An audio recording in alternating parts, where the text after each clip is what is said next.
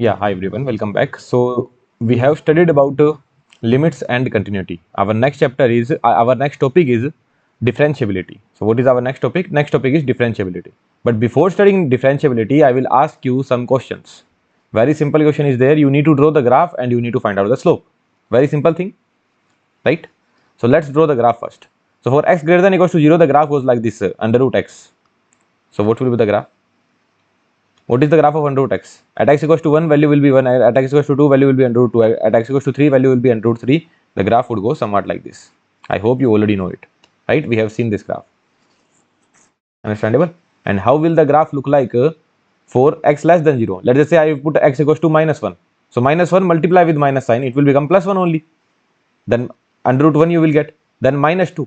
Minus 2 multiply with the minus sign, it will become plus under root 2 only. Then plus under root 3, plus under root 4. So the graph would look somewhat like this. Basically, the ditto same graph you will be getting. Ditto same graph. Exact carbon copy. Say yes or no. So this is your fx. Is that understandable to you? You need to find out the slope. So slope at x equals to 0 plus I am asking. What I am asking? I am asking slope at x equals to 0 plus. What is the meaning of 0 plus? Sir, you need to consider this function. So what will be the differentiation? Differentiation will be 1 by 2 under root x. And what I need to put? I need to put 0 plus. What will be the answer? Infinity. Right? And let's find out the slope at x equals to 0 minus. So what I need to do? D by dx under root of minus x. What will be the answer you will be getting? 1 by 2 under root of minus x. Then you will differentiate minus x as well. Then another minus sign will come up. Now what I need to put? 0 minus I need to put. Minus of 0 minus. What do you mean by 0 minus? So 0 minus is nothing but some very small negative value. It would be minus 0.001. So minus sign and then another minus sign is there. So it will become 0.00001. So this value will throw infinity only. But infinity, but there is a negative sign as well. So answer would come out to be minus infinity. Did you understand this point? Did you understand this point or not? Do it on your own, because till this point enough practice we have done. 0 minus is minus 0.00001. Very small value. So 1 by 2 into 0.0001, very small value, it will throw infinity. But already there is a negative sign, so minus infinity is the answer. Understandable? Okay, well and good. Let's take it a bit upward.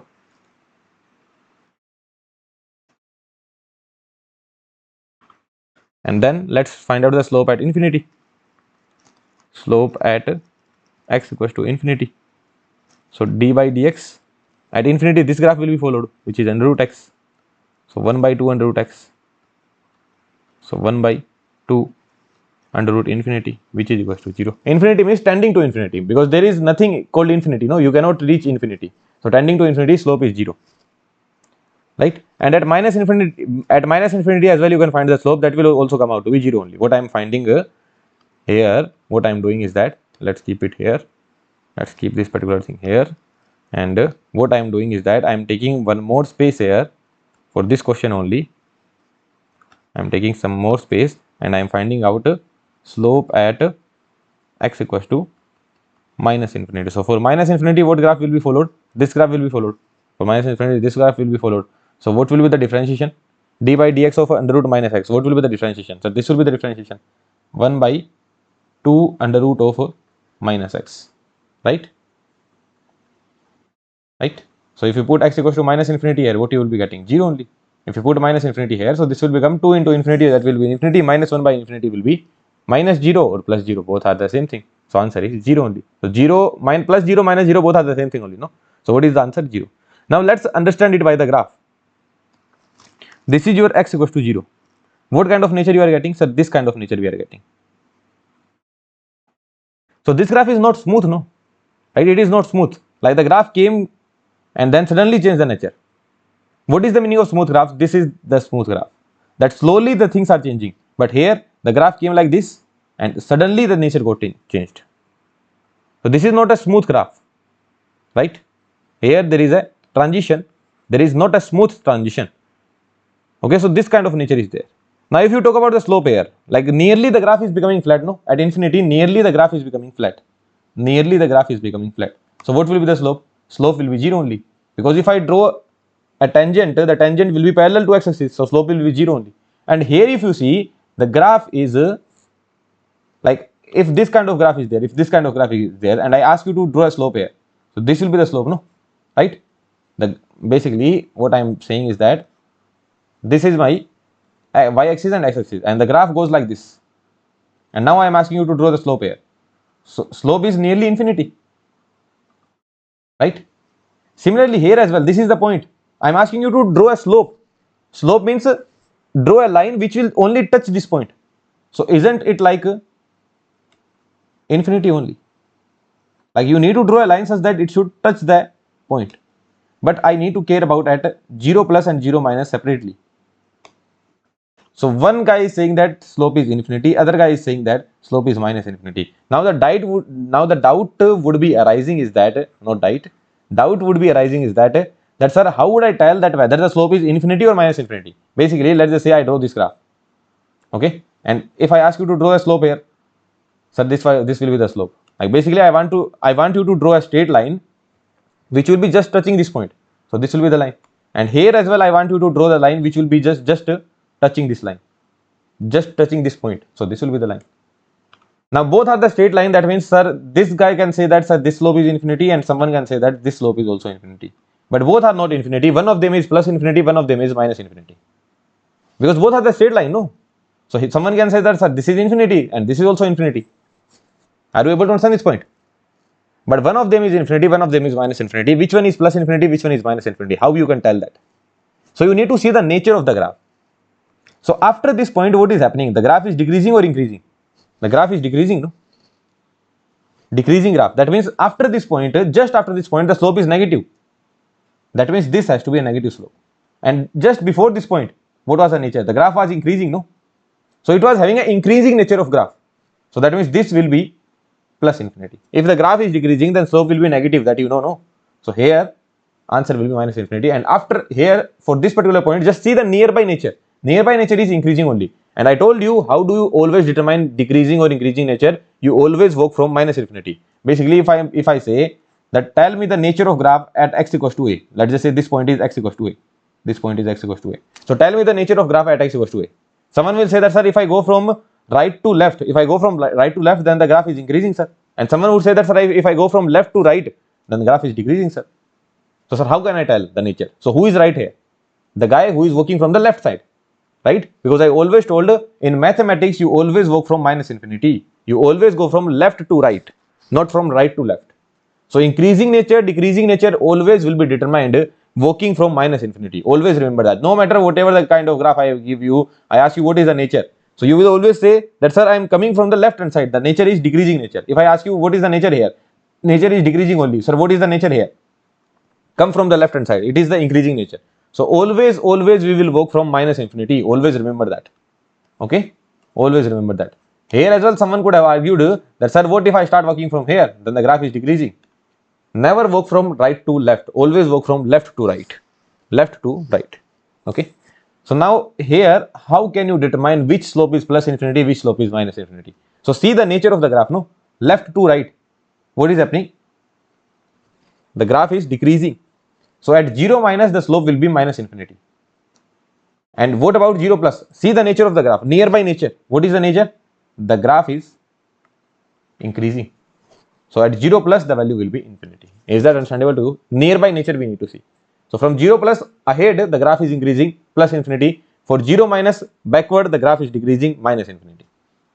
Okay. And here the graph is almost becoming flat. The slope is 0. Slope is 0. Is that clear to you? So if this kind of nature was there, we saw one particular thing. What we saw? That, sir, I am not commenting about slope at x equals to 0, but I can comment about slope at x equals to 0 minus and 0 plus. So slope at 0 minus was different and at 0 plus was different. Basically, plus infinity is not equals to minus infinity. They are different things, no? So just before 0 and just after 0, the slopes are different. Is that clear to you? So this kind of nature we have seen here. Okay. But let's see the graph of fx equals to x square. What is the graph of fx equals to x square? Sir, it is a complete smooth graph. It is a smooth graph. This kind of nature we are having, sir. What kind of nature? Sir, this kind of nature we are having. Here there is no spike here, like basically it comes downward and then goes upward. This kind of nature is not there. Smooth graph is there, sir. Like the value is becoming from very high to low, low, low, low, and smooth transition it is making. Here it was, the value was some high value, then it came to low, and then suddenly it started rising. Are you able to understand this point? Smooth, and here there is a sharp transition. So this is your sharp point, this is a smooth point. Okay, what I will say, this point is smooth and this point is sharp. So smooth and sharp are two words I will be using. Now find out the slope. Why I am caring about smooth and sharp too much? Find out the slope. What will be the slope here? dy by dx, that will be 2x only. Okay, so slope at x equals to 0, slope at x equals to 0 will be equals to, if you put 0 here, at 0 plus, I am asking the slope at x equals to 0 plus, at 0 plus, what will be the slope at x equals to 0 plus? What will be the slope? At 0 plus, if you put 2 into 0 plus, that will be equals to 0 only. And what will be the slope at x equals to 0 minus? 2 into 0 minus, what will be that value? 0 only. Right? Anything multiply with very low value, whether it is negative or positive, it will be 0 only. Understandable? Okay. Now, what will be the slope at infinity? Slope at x equals to infinity. What will be the slope? Put infinity here, answer will be infinity. And slope at x equals to minus infinity, what is the slope? Put minus infinity here, that will be minus infinity only. Understandable? So what we can see? Array, this we should not be removing. So here you can see that, sir, if you draw a slope here, right? If you draw a slope, basically if you draw a tangent, such that it should be only touching this point, so this is how you will draw the tangent, and it is a straight line along x-axis, that means slope is 0. And at infinity, if you talk at infinity, then the graph would look somewhat like this. At infinity, the graph would look somewhat. Graph means the tangent will look somewhat like this. You need to draw a tangent at this point. The tangent will look somewhat like this. Now, what will be the value? Infinity or minus infinity? That you know how to decide. See the nearby nature. Nearby nature is saying that graph is decreasing. See the nearby nature. Nearby nature is saying that graph is increasing. So this will be plus infinity. This will be minus infinity. Okay. So flat means 0 and graph is increasing. Slope is infinity. But one more thing we have noticed, this is the very good point that we have noticed, that sir, if there is a sharp point, if there is a sharp change, then just before that particular point and just after that particular point, the nature of the slope is different. Plus infinity, minus infinity, both are throwing different values. Let's see this example. E to the power minus x for x greater than 0. E to the power 0 will give you 1. Then e to the power infinity will give you 0. Basically, here I am putting two values. Basically, if you are any day drawing any e to the power x graph, no, so always take two values. Put the value x equals to 0.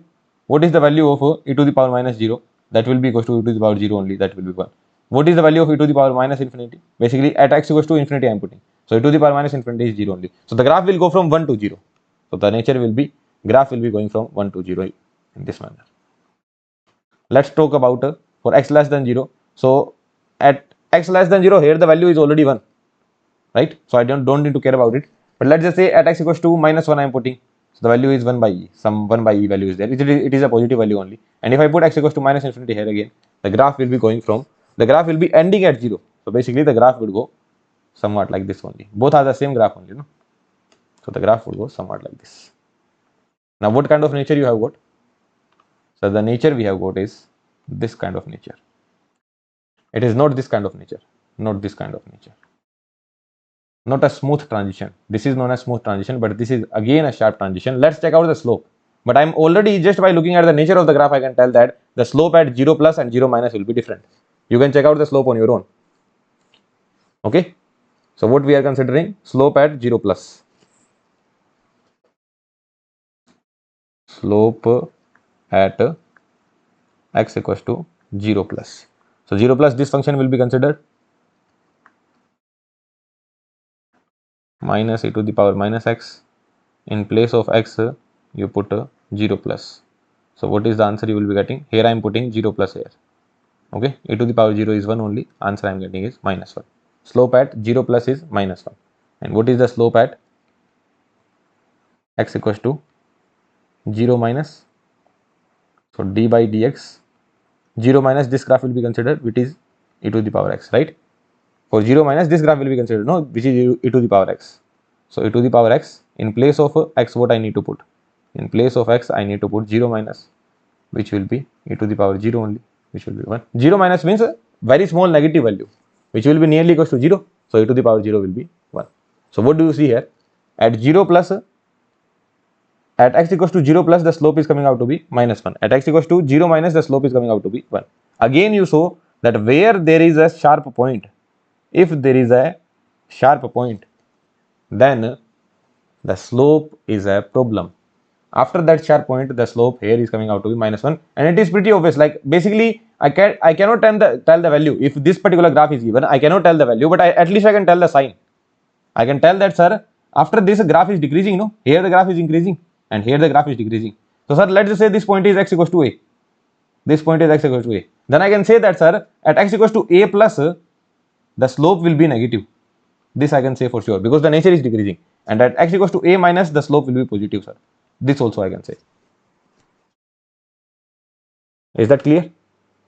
What will be the value, that I don't know. Here I could see that, sir, the value was infinity, because almost the straight line was there. But here, sir, the nature will be somewhat like this, right? So what will be the slope? Slope is coming out to be 1. Whatever the value is there, that I don't know. One thing I can tell, that, sir, here the slope will be positive, here the slope will be negative, and it will have some non-zero value. Okay, the nature of the slopes will be different after this sharp point. The sharp point is the problem. Okay, but if there is a smooth transition, that is not a problem. So here we have seen the slopes at 0 minus and 0 plus. Okay, let's remove that. Let's add one more page and let's see one more example.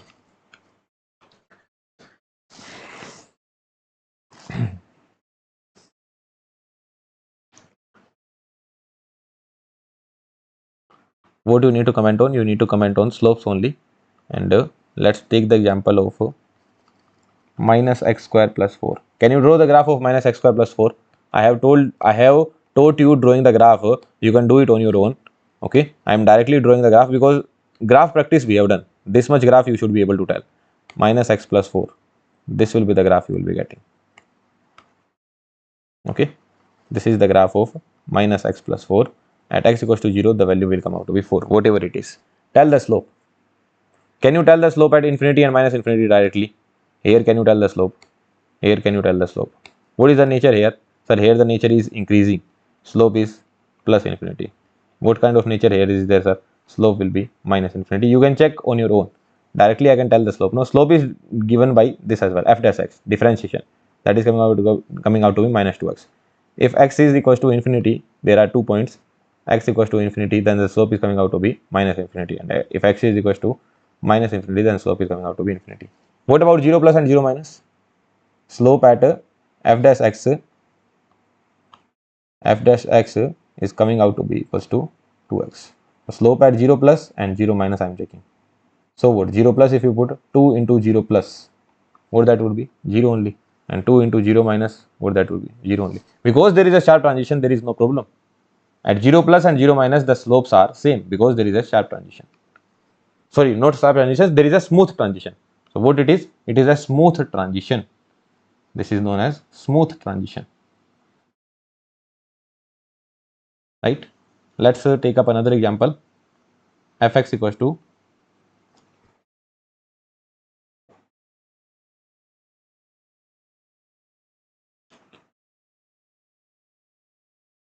mod of x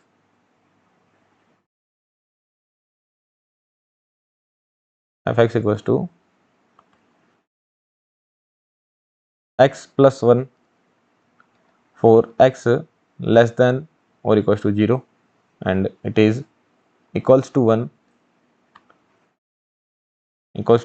for x greater than 0. Okay, this is the scenario. Draw the graph. Can you draw the graph? Yes, sir. For less than 0, sir, a graph of x plus 1 will be somewhat like this, sir. But it will be follow for x less than 0 only. So this is your fx versus x. So the graph would look somewhat like this. The graph would look somewhat like this. At x equals to 0, so the value will be 1. After that, the value is always 1. This is the scenario. Say yes or no. This is the scenario. This kind of graph you are getting. This kind of graph you are getting. Is this a smooth transition? Do you feel it is a smooth transition? No, just think about it. No. What is the slope here? The slope is 1. And what is the slope here? The slope is 0. Just think about it. If you just think about the point without even doing the calculation, let me know what will be the value of f dash of 0 minus. The slope just before 0. The slope just before 0 at 0 minus. Where will be the point of 0 minus? So this will be the point of 0 minus. What is the slope here? What is the slope at 0 minus? The slope is 1. And what will be the slope at 0 plus? The slope at 0 plus. The slope at 0 plus. What will be the slope? The slope at 0 plus is 0 only. Again, there is a problem. Why is that so? Because it is not a smooth transition. You can see that, sir, here this kind of thing is being made. The value was, sir, linearly rising, and suddenly it became constant. Okay. So again, there is a sharp point that has been made here. Sharp point has been made here. Is that clear to you? Okay. And you can do by the formula as well. What will be f dash x? Sir, f dash x will come out to be, what is the differentiation of x plus 1? That will be 1. For x less than 0. And for x greater than 0, it will come out to be 0. So directly from here also you can see that for x less than 0, that means f of 0 minus is 1. But f of 0 plus is 0 only. From here as well you can see, or directly from the graph as well you can see. So if there is a sharp transition, then there is a problem when it comes to differentiation. At x equals to a plus and a minus, it will throw different differentiation values. Is that understandable to you? Is these 3 examples are understandable to you? Sharp transition, here smooth transition, sharp transition, smooth transition, sharp transition. What could be other kind of transition? What could be the other kind of sharp transition? I am asking the kind of sharp transition. Is it a sharp transition? Absolutely, sir. Just before this, let's just say slope was 1 and here the slope is minus 1. Again it is a sharp transition. Is this a sharp transition? Why I said the slope is 1? Nature of the graph increasing. Here it is decreasing. So this is also sharp transition. Right? This is also sharp transition. So smooth transition looks like this. Smooth transition looks like this. This is a smooth transition. Understandable? All good? Okay, we will see more examples. It will be clear to you. Let's understand the meaning of differentiability. When a function is known to be differentiable at x equals to a. So a function is known to be differentiable at x equals to a. First of all, it has to be continuous. If there is no continuity, then there is no meaning of differentiability. And secondly, the differentiation at a plus should be equal to the differentiation at a minus. That's it. That means it should be avoiding the sharp transitions. That's it. This is the definition. The differentiation at a plus should be equal to differentiation at a minus. This is the only condition. There is no condition of differentiation at a. No condition of it. That. Basically, the function is continuous. What is the meaning of function being continuous? Sir, f of a plus should be equal to f of a minus should be equal to f of a, no? Right? This is the condition. But here we will check at a plus and a minus only. No need to check at x equals to a. I don't care about x equals to a. Only a plus and a minus. That's it. Differentiation at a plus and a minus should throw the same values. Then I will say the function is differentiable. That's it. Is that clear to you? Let's get started with all these questions. But our first matter of concern will be differentiability at all these following points. Minus 5, minus 4, minus 2, 0, 1, 2, 4, 6. Okay. The first question, part A, at x equals to minus 5. So what is the slope at minus 5 plus and what is the slope at minus 5 minus? Just before minus 5, just after minus 5, what is the slope? So what is the value of slope here? Can you find out the value of slope? So this length is 3. Okay, you just need to make a triangle. This triangle we can make, no? So this length is 3 and this length is 2, sir. Length I am talking about. I am not talking about the coordinates. So this length is 3, sir. This length is 2. That means the slope here is 3 by 2. Here straight line, slope is 0. What is the slope here? Sir, make the triangle. This length is 3. This length is 3 only. And making a triangle, this length is 2. But sir, slope is decreasing, no? The nature is decreasing. Here the graph was increasing. So slope was positive. Here the nature is decreasing. So slope will be minus 3 by 2. What will be the slope here? Make the triangle again. The length is 4 divided by 2 and the graph is increasing. Right? Here the graph is decreasing. Here the graph will be increasing. So this length is 4, right? This particular length is 4 divided by length 2. So what is the slope? Slope is m equals to plus 2. And here, sir, I don't know what is the slope. I don't know what is the slope here. I don't know. Here, what will be the slope? Can you tell? Yes, sir, I can tell slope will be 0 at this point only. Okay, but let's not write it down. Only for the straight line I can write down the slope. Okay, only for the straight line. Yeah. So what is the slope at just after minus 5 and just before minus 5? Sir, in both of the cases, it is 3 by 2 only. And there is no transition, no. So how the slope will change? The slope will be same only. Right? Understandable? So yes, it is differentiable. Yes, it is differentiable. Second point, minus 4. So you need to check the slope at minus 4 plus, and you need to check the slope at minus 4 minus. Okay, minus 4. This is minus 4. Just after minus 4, what is the slope? 0. Just after minus 4, the slope is 0. Just after minus 4. And just before minus 4, the slope is 3 by 2. The slope is 3 by 2. That means it is not differentiable. And check the nature at minus 4. What kind of nature was there? Sir, the graph was increasing like this, and then this kind of transition was there at x equals to minus 4. So again, sir, there was a sharp transition, increasing like this, and then suddenly went like this. Sharp transition is there. That means it was not differentiable. It was pretty obvious that, sir, at minus 4 plus something different would be there, at minus 4 minus something different would be there. Say yes or no. Again, sharp transition. Hey, someone would talk about, sir, at x equals to minus 5, there is no transition at all. No transition at x equals to minus 5. This was your minus 5. No transition at all. Smooth graph, no transition at all. Right? Let's take the next example, which is x equals to minus 2. So check the value at minus 2 plus and check the value at minus 2 minus. Minus 2 plus, minus 2 minus. See the nature. First see the nature. Minus 2, around minus 2. The graph is going like this and then coming downward. Right? So what is the nature? This is the nature. Coming like this and then going downward.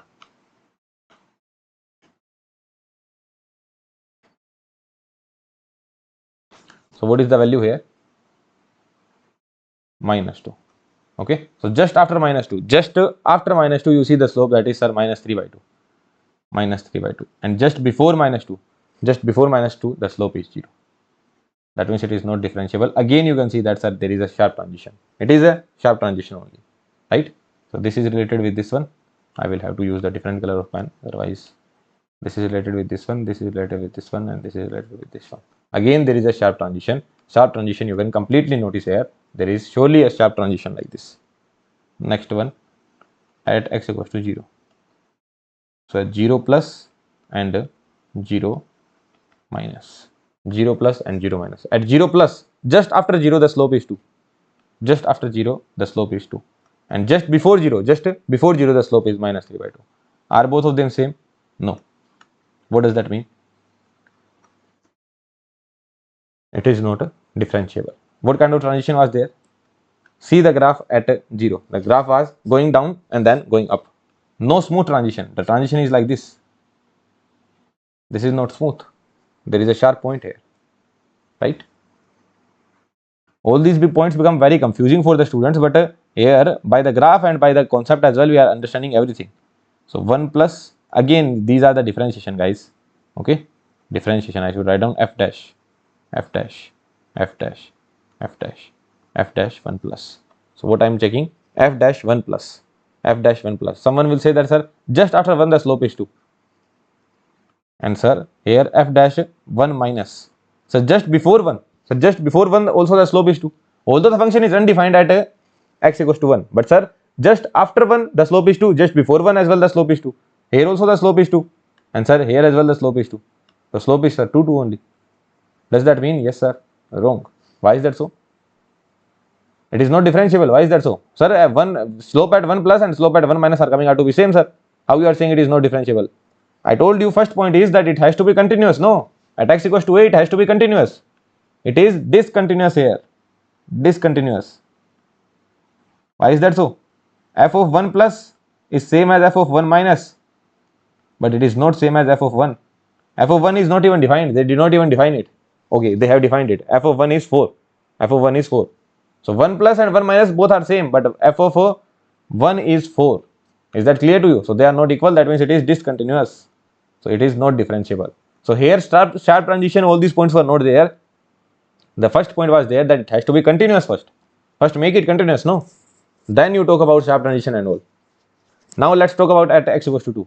Sir, at x equals to 2, sir, I can tell the slope at 2 minus, but I cannot tell the slope at 2 plus. Right? Because I don't know the slope of this graph, no? What I mean to say is that A, B, C, D, E, F at x equals to 2. At x equals to 2. So f of 2 plus and f of 2 minus. Sir, f of 2 minus, f of 2 minus is, sir, nothing but 2. The slope is 2. But sir, here what will be the slope that I don't know? What will be the slope that I don't know? But I can see the nature, sir. The nature is the graph was increasing like this linearly, and then, sir, suddenly goes like this. It is not a smooth, no? Smooth graph is like this only. I told you. This is the smooth graph. What is the nature? The nature is, again there is a sharp turn. Again there is a sharp turn, so I can say that it will be non-differentiable.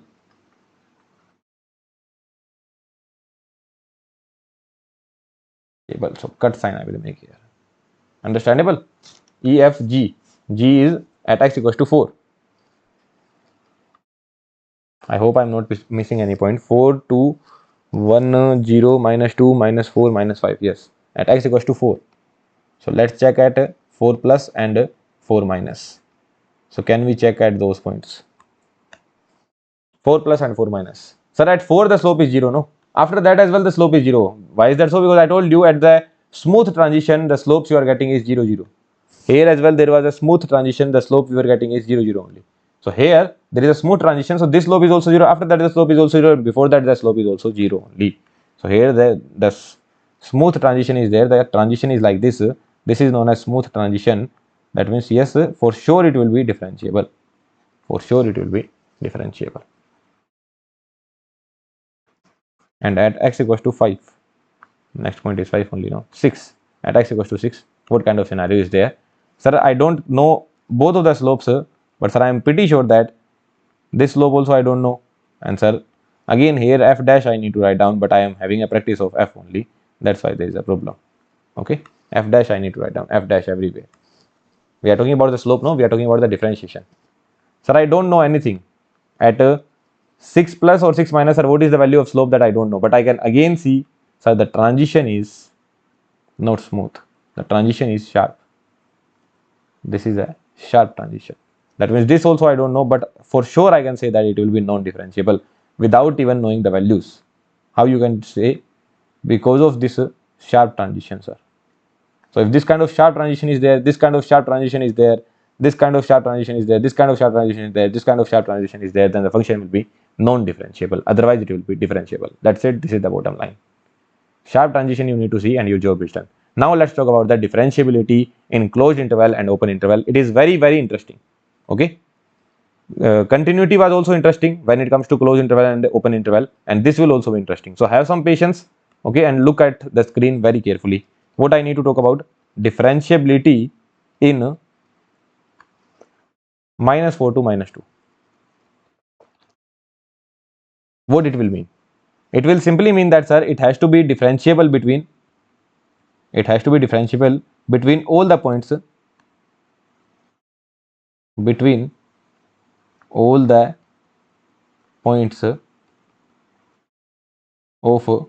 -4 and -2. Between all the points of -4 and -2, it has to be differentiable. That's for sure. But sir, what about at -4 and -2? That means I need to talk about the boundary points. Now let me know one thing. When I talk about the differentiability, do I talk about x equals to a? Do I talk about the differentiation at x equals to a? I don't talk about f dash a. No. I don't talk about it. What I talk about? A plus or a minus. What does that mean?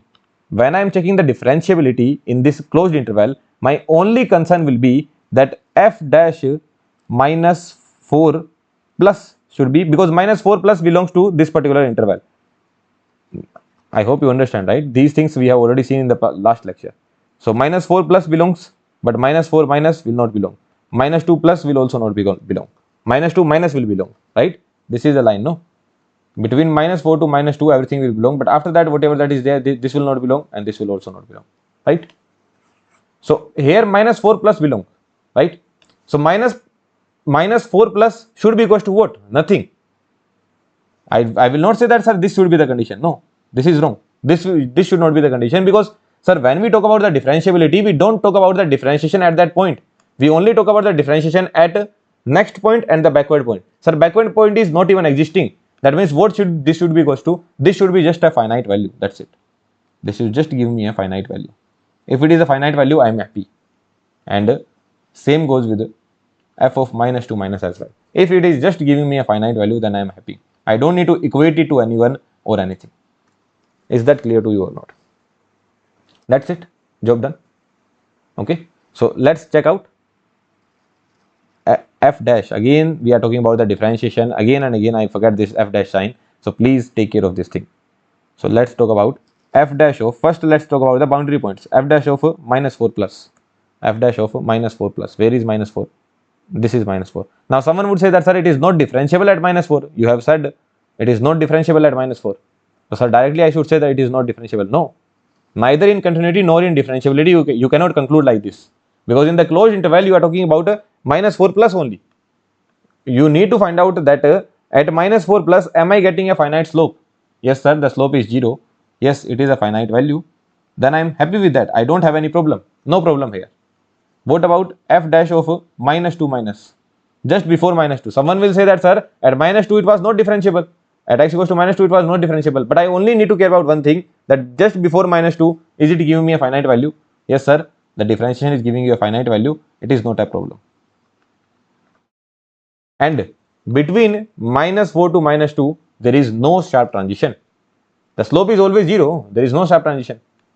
Between -4 to -2, there is no sharp transition. No sharp transition. That means everything is satisfied. That means no non-differentiable point is there. Everything is differentiable.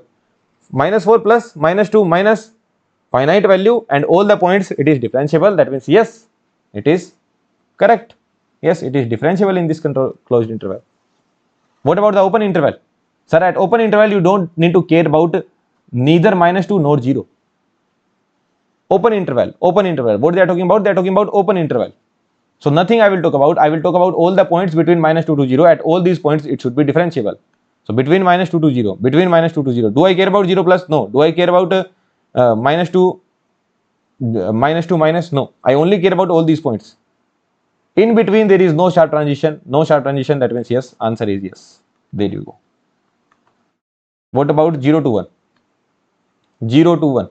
0 to 1. Tell about this. Tell the answer. If I talk about 0 to 1, what do I care about? F dash 0 plus should give me finite value. F dash 0 plus should give me finite value. Is this giving you a finite value? F dash 0 plus. What is the value of F dash 0 plus? Sir, yes, sir, it is giving you a finite value, that is 2. 1 is not even included. I don't need to think about 1. Someone will say that, sir, at 1 it is not continuous. So what? I don't even need to care about 1. No, I don't even need to care about 1. 1 is not even included. Is it giving me a finite value? Yes. Is there any sharp transition between them? No. That means it is differentiable. What about between 2 to 4? Between 2 to 4. 2 is not included, 4 is included. 2 to 4. 2 to 4. Now again think about it.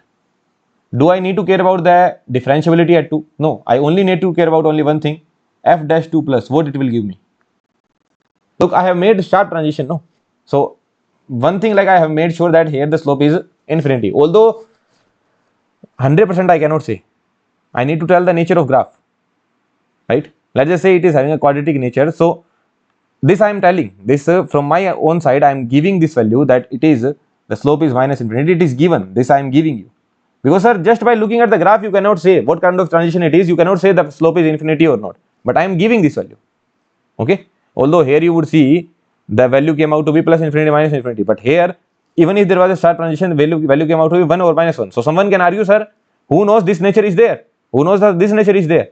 So you cannot argue whether the slope will be infinity or not. But I try to make the diagram in a manner that the slope is minus infinity. Why minus infinity? Why not plus infinity? Because after that the nature of graph is decreasing. So this I am telling you.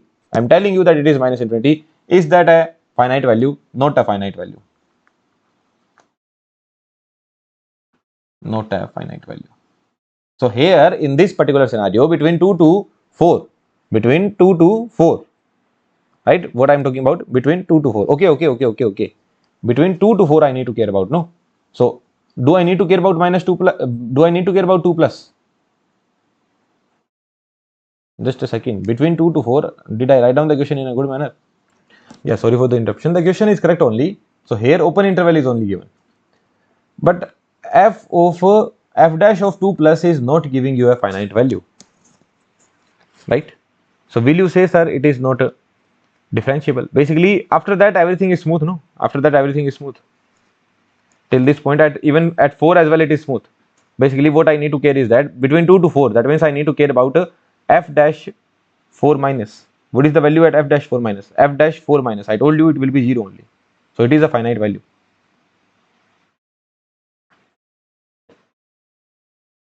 But sir, it is not a finite value, no? It is infinity. So sir, I should say that it is not differentiable. Is that correct? No, it is differentiable. Why is that so? Because there is an open interval at 2, no? There is an open interval at 2. That means you don't need to care about 2 at all. Neither you need to care about 2 plus, nor you need to care about 2 minus. Nothing you need to care about. Someone would say that sir, 2 plus is belonging to 2 plus will belong to 2 comma 4. No, because 2 plus is just after 2. But if 2 is not included, I will not even care about 2 plus as well.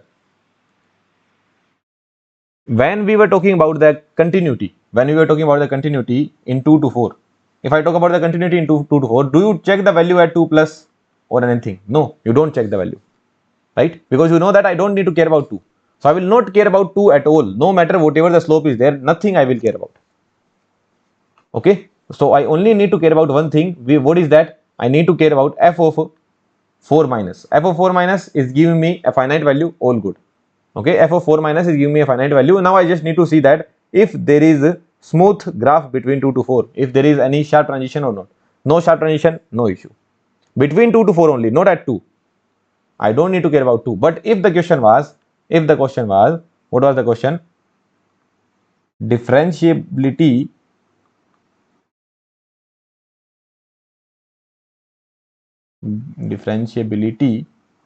in closed interval 2 to 4. If this was the question, then what you would have said is that, sir, at 2 plus I am getting minus infinity slope, which is not a finite value.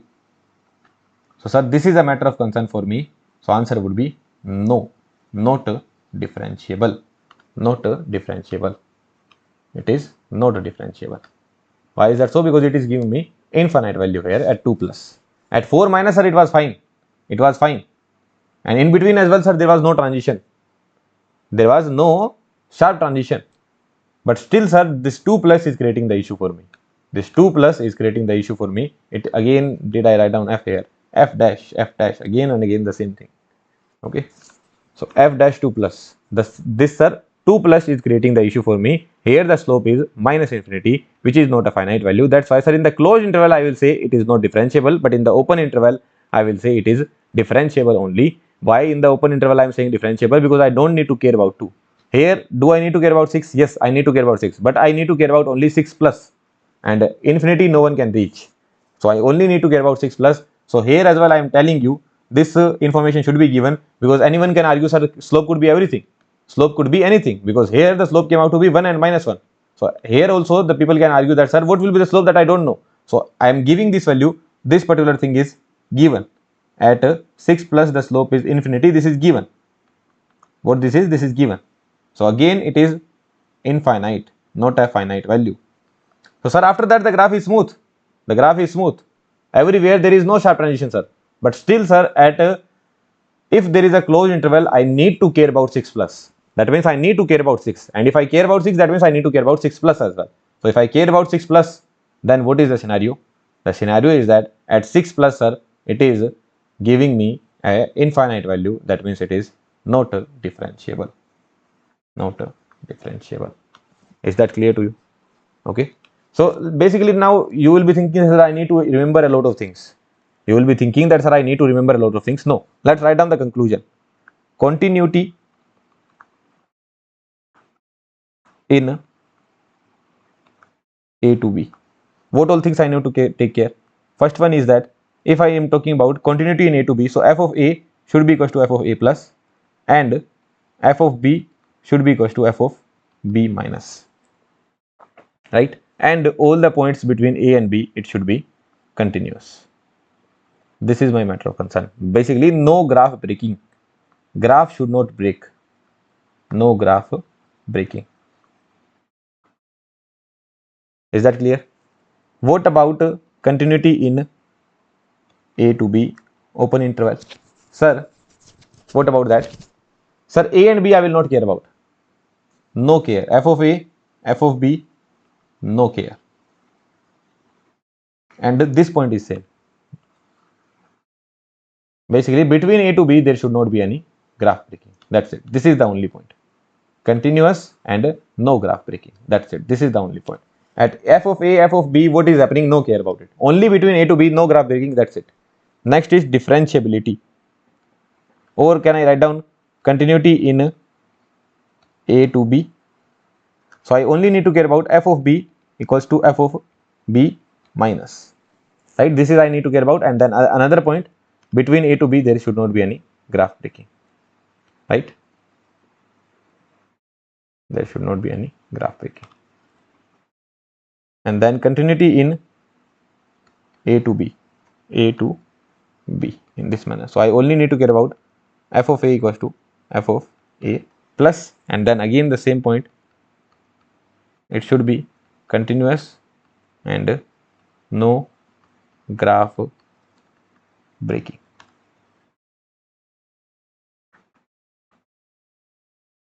Is that clear to you? So this is about continuity. What about sir differentiability? Differentiability also very easy. Differentiability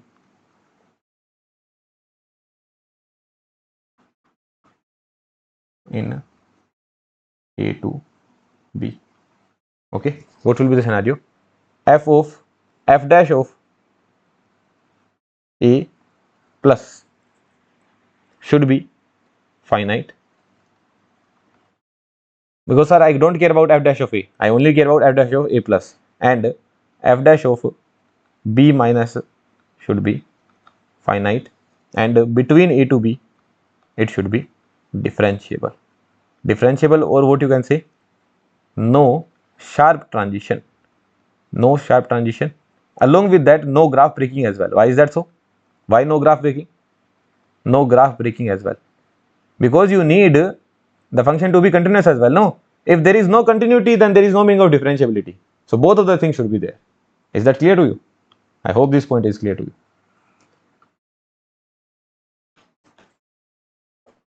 Next one is differentiability in A to B. What I will say, no care about AB, no care about f dash A plus or f dash B minus. Okay, here you will think f dash A plus is belonging here, so shall I care about it? No, no care. And also, what is the point? Also, this is the point, that between A to B it should be differentiable, no sharp transition, no graph breaking. Differentiability in A included, B not included. What you will care about? You will care about only one thing, that's f of A plus, it should be finite. Rest I will not care. Why I will not care about rest? Because B is not even included. So B minus I will not care. Okay.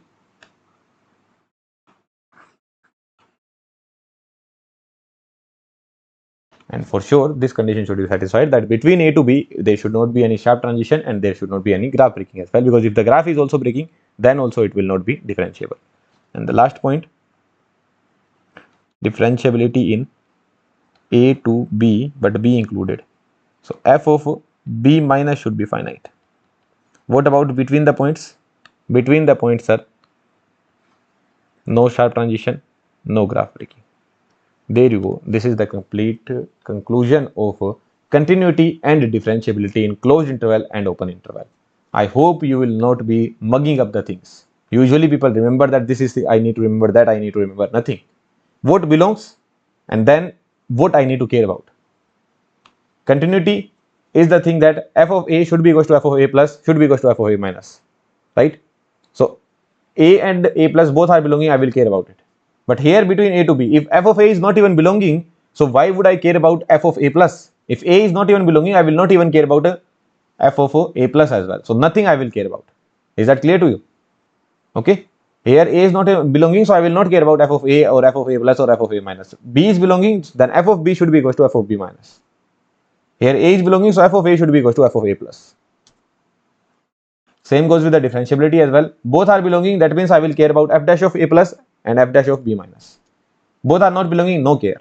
This guy is belonging, so f dash of a plus f dash of a plus should be finite, and here f dash of b minus should be finite. That's it. Is that clear to you? All good, all fine. I hope it is crystal clear to you and you will not be mugging up a single thing. Clear? Let's move to our next question. These kind of questions are asked in the GATE examination. You need to comment on the differentiability of in this particular function such that x is belonging to 0 to 1. Can you comment on your own? Draw the graph, no? Draw the graph. Draw graph and see the sharp transition. Just as you see the sharp transitions, your job is done. So can you draw the graph of this? First get started with what is the least function that whose graph you know? Sir, at least I know the graph of 4x square. Do you know the graph of 4x square? I know the graph of sir x square. 4x square will be simply graph multiplied with 4 times. At x equals to 0, the value will be 0 only. At x equals to 1, the value will be 4. So this is the graph of 4x square. Sir. This is the graph of 4x square. Do I know the graph of minus 4x square now? Yes, sir, absolutely. What is the graph of minus 4x square? So the graph of minus 4x square would be, simply it will be looking downward, no? I told you, if you know the graph of f of x, if you know the graph of f of x, what will be the graph of minus of fx? So all the positive value will become the negative value, so it will be simply looking downward. It will be simply looking downward. This is the graph of minus 4x square. Now minus 4x square plus 1. What it is written 1 minus 4x square. Can I write it down in this manner? Minus 4x square plus 1. Absolutely, sir. That means this graph will be shifted upward. Minus 4x square plus 1. So what will happen is that nothing will happen. Only this graph will be shifted upward.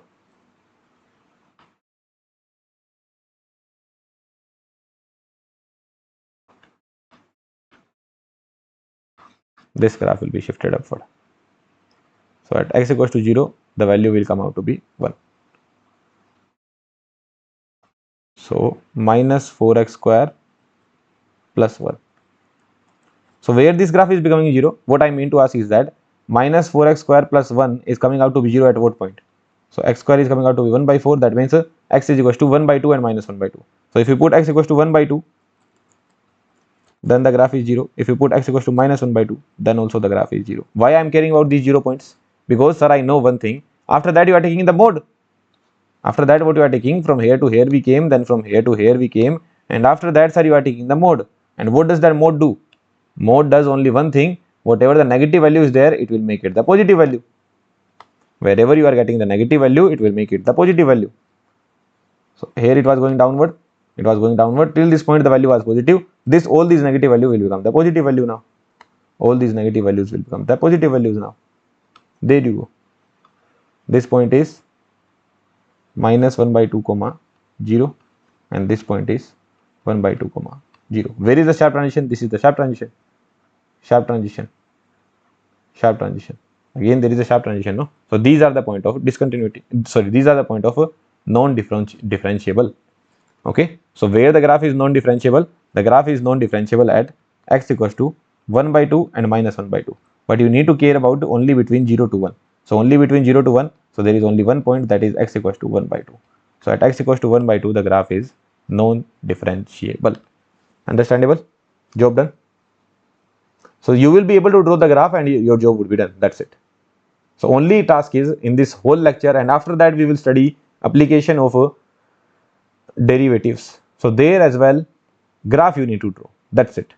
Everywhere you need to draw the graph, and drawing the graph we have understood. In a great manner, in the basics we have understood drawing the graph. Is that clear? Try solving this question.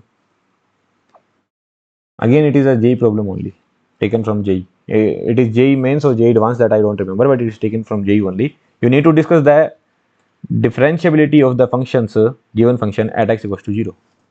Okay, although it is 5 a.m. in the morning, so I am completely tired now. I will pause the video here. Tomorrow I will come back and I will start taking this question. From here I will take the questions. So I will pause the recording here because I don't have any strength. So tomorrow I will record. Okay. So yeah, you guys can do it on your own. Try doing it on your own. Differentiability at x equals to 0, you need to check what does that mean. F dash of 0 plus you care about and f dash of 0 minus you care about. These are the two guys who I care about. So if you care about these two guys, that means you need to find out the function for x greater than 0. What will be your function? And then you differentiate. Then you will get f dash of x. And then you put x equals to 0 plus here. And you need to have the function for x less than 0 as well. What you get? You get the function for x less than 0, you get the function fx, and then you differentiate. What you get? F dash x, and then you put x equals to 0 minus.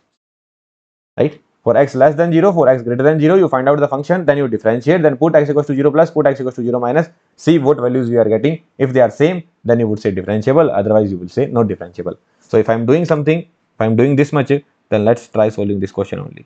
So what is f of x? Cos of mod of x plus mod of x only. So let's write down the function for x greater than 0. What will be the function? For x greater than 0, so this will be opened as plus x only. This will also be opened as plus x only. So let's differentiate it. What is the differentiation we are getting? The differentiation we are getting is cos x will have minus sin x and this will have 1. Let's take for x less than 0. For x less than 0, sir, mod of x will be opened as minus x, right? Mod of x will be opened as minus x. And sir, this will also be minus x. Now what is cos of minus x? Sir, that is nothing but cos of x only. So this is cos of x minus x. Is that understandable to you? And what will be the differentiation? So that will be minus sin x minus 1. There you go. So basically how you can define, first of all, how you can define fx? So fx I am defining as cos x plus x for x greater than 0. And sir, cos of minus x is cos of x only. So cos of x minus x for x less than 0. Anywhere you can put the equality sign, doesn't matter. Okay. Although here when we talk about modulus function, so x greater than 0, greater than equals to 0 we take. So here I am putting the equality sign. So if you differentiate this one, what you are getting? So after differentiating, this is what I am getting. So differentiation of sin x, here differentiation would be minus sin x minus 1 for x greater than equals to 0, for x less than 0, right? This is what I am doing. Understandable? Absolutely, sir. Clearly understandable. Now from here, can you find out the value of f dash of 0 plus? Sir, 0 plus, that means you put 0 here. Sin 0 is 0 only, answer will be 1. And can you find out the value of f dash of 0 minus? 0 minus means you will be going in this range. Sin of 0. 0 minus means like basically 0 minus, you understand this point, no? Till this point you would have seen. At 0 minus the value will be nearly 0 only. 0 minus 1 minus 1. Both are not same. What does that mean? Non-differentiable. Both values are not same. What does that mean? Non-differentiable. So which of the following functions are differentiable? They are asking. This option is gone. Okay. So similar kind of way, similar pattern you need to follow in option B, C, D as well. So let's try option B. What this option B is saying? What is your function fx this time? Just there is a negative sign in between. So now I will directly define the function. Okay. For x greater than 0 and x less than 0. So for x greater than 0, this will be opened as plus x. For x greater than 0. For x less than 0, this will be opened as minus x, but cos of minus x will be cos x only.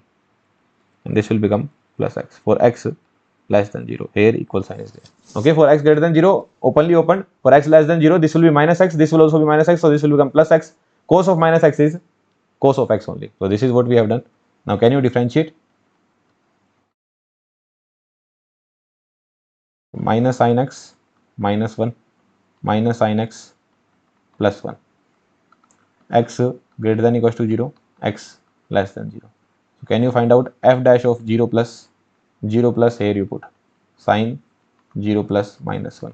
Now sin 0 is 0 only, answer is minus 1. F dash of 0 minus sin 0 minus plus 1.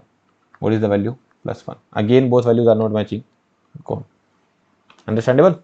0 minus means just before 0, sin 0 is 0 only, so value is plus 1 here, here the value is minus 1. Both are, option A and B, both are not matching. Let's go to the option C. Sine of mod of x plus sin x. Sine of mod of x plus x. Okay, let's write down fx. If x is greater than 0, then what will happen? This will be the scenario. And if x is less than 0, then sine of minus x. And then here there is minus x, because mod of x will be opened as minus x. Now sine of minus x is nothing but minus sin x. Okay, this is nothing but minus sin x, and this is minus x for x less than 0. Okay, now do the differentiation. What you will be getting? Sin x will have the differentiation of cos x plus 1. It will have the differentiation of cos x minus 1 for x greater than equals to 0, for x less than 0. So f dash of 0 plus what value you are getting? 0 plus means here you will put the value. So cos 0 plus 1. Cos 0 is 1 only, so answer is 2. Right, cos 0 is 1. And what is 0 minus? Just before 0, again the value is 1 only, so answer is minus 2. Again both are not matching. This option is also 1. That means last one would be correct. Right, let's take the last option, which is f of x would be equals to sine mod of x plus mod of x, not plus mod of x, minus mod of x, sorry. Okay, so this option has to be correct only, because at least one option has to be correct. Right, so if x is greater than 0, it will be opened as sin x minus x. If x is less than 0, then it will be opened as minus sin x, and this sign will become plus. Right, because this is minus x, so it will become plus.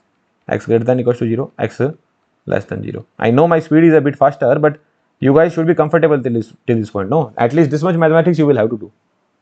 Right, everything you should not be expecting that your teacher should be writing. This much mathematics you should be already comfortable.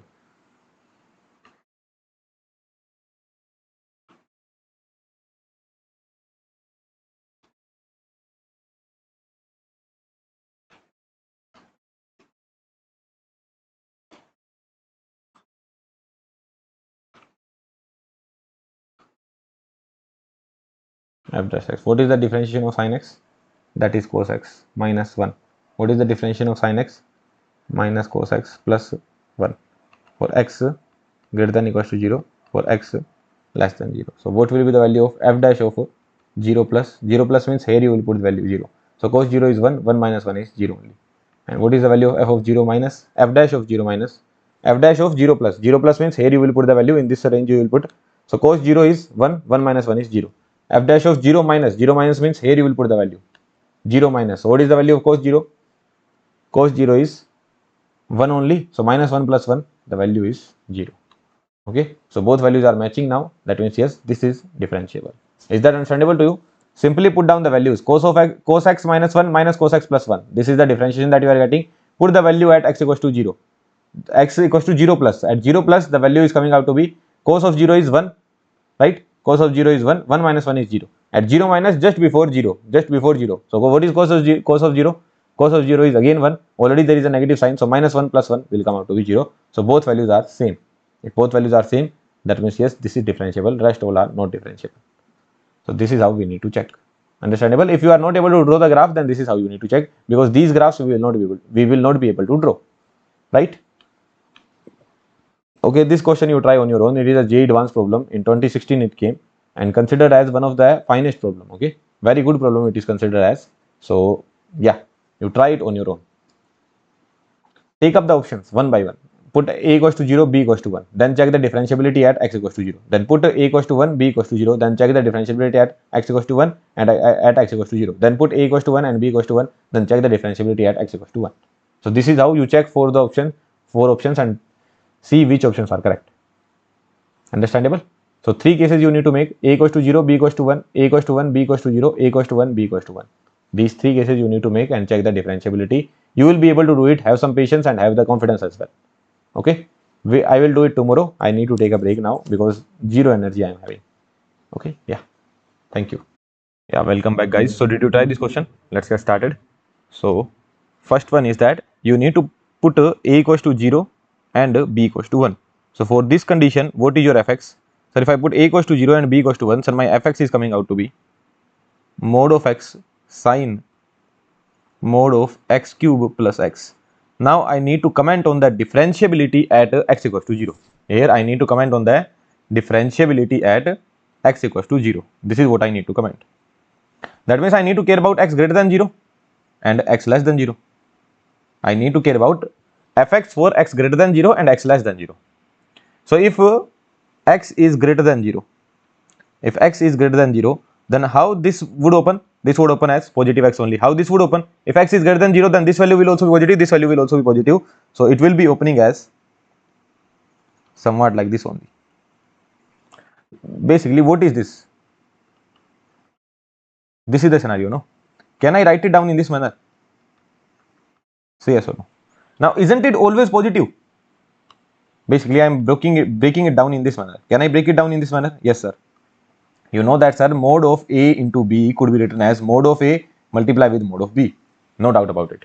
So can I break it down in this manner? Now, isn't it always positive? Whatever that is written inside x square plus 1, it is always positive, no? It is always positive. So there is no meaning of mod here. If whatever the value that is written inside, what is mod of 2? That is 2 only, no? So there is no meaning of mod if whatever that is written inside, that is always positive. Why it is always positive? Because, sir, I know that x square is always greater than 0. X square is always greater than or equals to 0. So x square plus 1 will be always greater than or equals to 0. So this value will be always greater than or equals to 0. I am pretty sure about it. So there is no meaning of mod. So basically you can reduce it somewhat like this. This expression could be reduced in this manner. Now if x is greater than 0, then this mod of x will be opened as plus x. If x is less than 0, then this mod of x will be opened as minus x. So how this will be opened for x less than 0? For x less than 0, so this will be opened somewhat like this. This will be x here. This will become minus x. Sine. This is how I will be opening it. So this x will become minus x square plus 1. Is that clear to you? What does sine do? Negative sign comes outside. I hope you remember these things. Always remember, sine of minus theta is equals to minus sine theta. And what does cos do? Cos will eat up the negative sign. Cos will always eat up the negative sign. Always remember this thing. Okay, always remember these two things. So for this one, the negative sign will come outside. Negative sign will come outside. So what expression you will be getting? X square plus 1. So what did you understand here? The point that I understood here is that, sir, fx for x greater than equals to 0, here greater than equals to sign you can take, or for x less than 0, sir, I am getting the same expression. Basically for a, for the condition that if a is equals to 0 and b equals to 1, for the condition that a equals to 0 and b equals to 1, sir, I am getting fx same for greater than 0 as well, for less than 0 as well. Are you able to understand this point? Sir, when a equals to 0 and b equals to 1, the fx is coming out to be the same, which is x into sine x cube plus x. This is the scenario that we are getting for all x, whether it is greater than 0 or less than 0. For all x, this is the scenario for all x belonging to real number. Say yes or no. So what we need to do is that we just need to differentiate it and then put t equals to 0 plus and 0 minus and see the value. So if we differentiate, what answer we will be getting? I will be getting the answer to be 0 only, which I can see, but let's differentiate. Sinusoid will have cosinusoid, here 3x square plus 1, right? Then next one as it is, sinusoid as it is, then differentiation of x will be 1 only. Next one as it is, sin x cube plus x and differentiation of x will be 1. This is the scenario you will be getting. Now calculate f dash 0 plus, sir, here you will be putting 0, here also you will be putting 0, the answer will be 0 only. And calculate f dash 0 minus, sir, here you put 0, this will become 0, here also, sir, 0 plus 0 will be 0 only, sin 0 is also 0. Both are same. What does that mean? Yes, sir, it is differentiable. It is differentiable. So option 1 is correct. It is a MSQ type of question, okay? Option 1 is correct. Next one is a equals to 0 and b, sorry, a equals to 1 and b equals to 0. Differentiability I need to check at x equals to 1 as well, at x equals to 0 as well. So next is what I am putting, a equals to 1 and b equals to 0. A equals to 1 and b equals to 0. Differentiability I need to check at two matter of concern that there, x equals to 0 and x equals to 1, because next option is saying same condition, a equals to 1, b equals to 0, x equals to 0, x equals to 1. So at 2 points I need to check. At 2 points I need to check the differentiability. Here I need to check the differentiability. Understandable? So let's write down the fx for this. A equals to 1, a equals to 1 and b equals to 0. So a equals to 1 and b equals to 0. So the function would become cos mod of x cube minus x, right? Can I write it down in this manner? Cos, what I can take as common? X I am taking as common. So what I will be getting? X square minus 1. Say yes or no. Do you agree to this point? X I have taken common, so this will become x square minus 1. Can I write it down in this manner? Cos of x, this is not fractional part, it is simply bracket I am making, x plus 1, x minus 1, and everywhere there is a mode, right? Basically what I need to care about at x equals to 1, at x equals to 0, that means I need to care about 1 plus and 1 minus. This is my function fx we are getting. Now I am asking one thing, for x equals to 1 plus, for x equals to 1 plus, how your function fx will be opening? For 1 plus, just after 1. Sir, this value will be positive, this value will be positive, this value will also be positive. So, sir, complete whatever that is inside, that is positive only. So, how the function would be opening? Sir, mod of x will be opening as the same function. Basically, what I mean to say is that, let's call this as mod of y. At 1 plus, that means just after 1, sir, the value inside is positive only. So, how the mode will open? Mode will open as positive sign only, no? And sir, no matter even if the mode was opening with the negative sign, here what is written? Cos is written, no? So cos will handle everything, no? Cos will handle everything. Cos will say that even if you put cos of minus theta, I will give you cos of theta only. Even if you put cos of plus theta, it is equals to cos of plus theta only. So no matter how the mode would open with the positive sign or it would open with the negative sign, I don't even care about it. Why sir you don't care? Why sir you don't even care about it? Because here there is cosinusoid. There is no sinusoid. If there was sinusoid, then I need to care about it. But just as you see that inside cos there is mode is written, no care. No matter whatever the function I am writing down. Inside cos, no matter whatever the function I am writing down, I don't need to care about this fx. Always this will be equals to cos of fx only. Always this will be true. Why is that so? Because sir, even if there is a positive sign or negative sign, no matter with this fx is opening with plus fx or this fx is opening with minus fx, in both of the cases, sir, it will always be termed as cos of plus fx only. So let's write down a conclusion here. What conclusion I am writing down? That sir, if we talk about cos of inside mode of fx, so someone would say that it can be opened in two manner, cos of plus fx and cos of minus fx. But sir, both of the things are equal to the same value only. What is that value? Both of the things are equal to the same value, and that value is, sir, nothing but cos of plus fx only. So always inside the cos, if there is a mode, that means it is not a matter of concern for us. Do you agree to this point or not? Okay, very good point. But if there is sine, then that is a matter of concern. But if there is cos, there is no matter of concern. Say yes or no. So here I will not even think. I will just say one thing, forget about 1 plus or 1 minus. I will just say one thing, that my fx would be opened as cos of x. This is how it will be opened. There you go. This is your fx. Always this will be your fx for all x belonging to real number. For all x belonging to real number. Someone would say that, sir, what if it is opened with a negative sign? So negative sign, cos will eat up, right? So this is how it will be opened. Very good point we have seen. Let's do the differentiation and then check at the points. So can I do the differentiation? Absolutely, sir. Differentiation of cosinusoid will be minus sinusoid, sir. Sir, it will be nothing but a minus sinusoid and then multiply with 3x square minus 1. There you go, sir. This is the scenario. This is the f dash x you are getting. Let's find out the value of f dash 1 plus. What will be the value? F dash 1 plus. Here you put 1 plus, it will become 1 only. 1 minus 1, 0. Sin 0 is 0 only. So this value will become 0. So answer is 0. What is the value of f dash 1 minus? Sir, here you put 1 minus 1. This is also 1. 1 minus 1, 0. Sin 0 is 0 only. Anything multiplied with 0 is 0 only. Then you put f dash 0 plus, because I need to check at 0 and 1 both, no? I need to check 0 and 1. So here I go to know one thing. What I go to know? That yes, it is differentiable. Yes, it is differentiable. Differentiable at x equals to 1. But let's check at 0 plus and 0 minus as well. Here you put 0, sin 0 is 0, 0. Sin 0 is 0, right? 0 minus 0 will be 0, sin 0 is 0 only. And if I check f dash 0 minus, what answer I will be getting? 0 minus if I check. So here I will put 0 minus, which is nearly equals to 0. 0 minus 0 is 0 only, sin 0 is 0. Anything multiply with 0. Sir, why you are not caring about this guy? Because sin 0 is already 0, no? So anything multiply with 0 is 0 only. So yes, here also it is differentiable. So here also it is differentiable at x equals to 0. So at both of the points it is differentiable. So this point is no wrong. At x equals to 0 as well it is differentiable. At x equals to 1 as well it is differentiable. Is that clear to you? So if there was cosinusoid, smartly we did the calculation. One more step, one more C we have done already. Let's look at the D part. What D is saying? Now I need to put a equals to 1 and b equals to 1. Now cosinusoid and sinusoid both will come into action, and I need to care about x equals to 1. So a equals to 1 and b equals to 1. Now both of the guys will come into action, a equals to 1 and b equals to 1. So what will be my function fx? Cos mod of x cube minus x. Cos mod of x cube minus x plus mod of x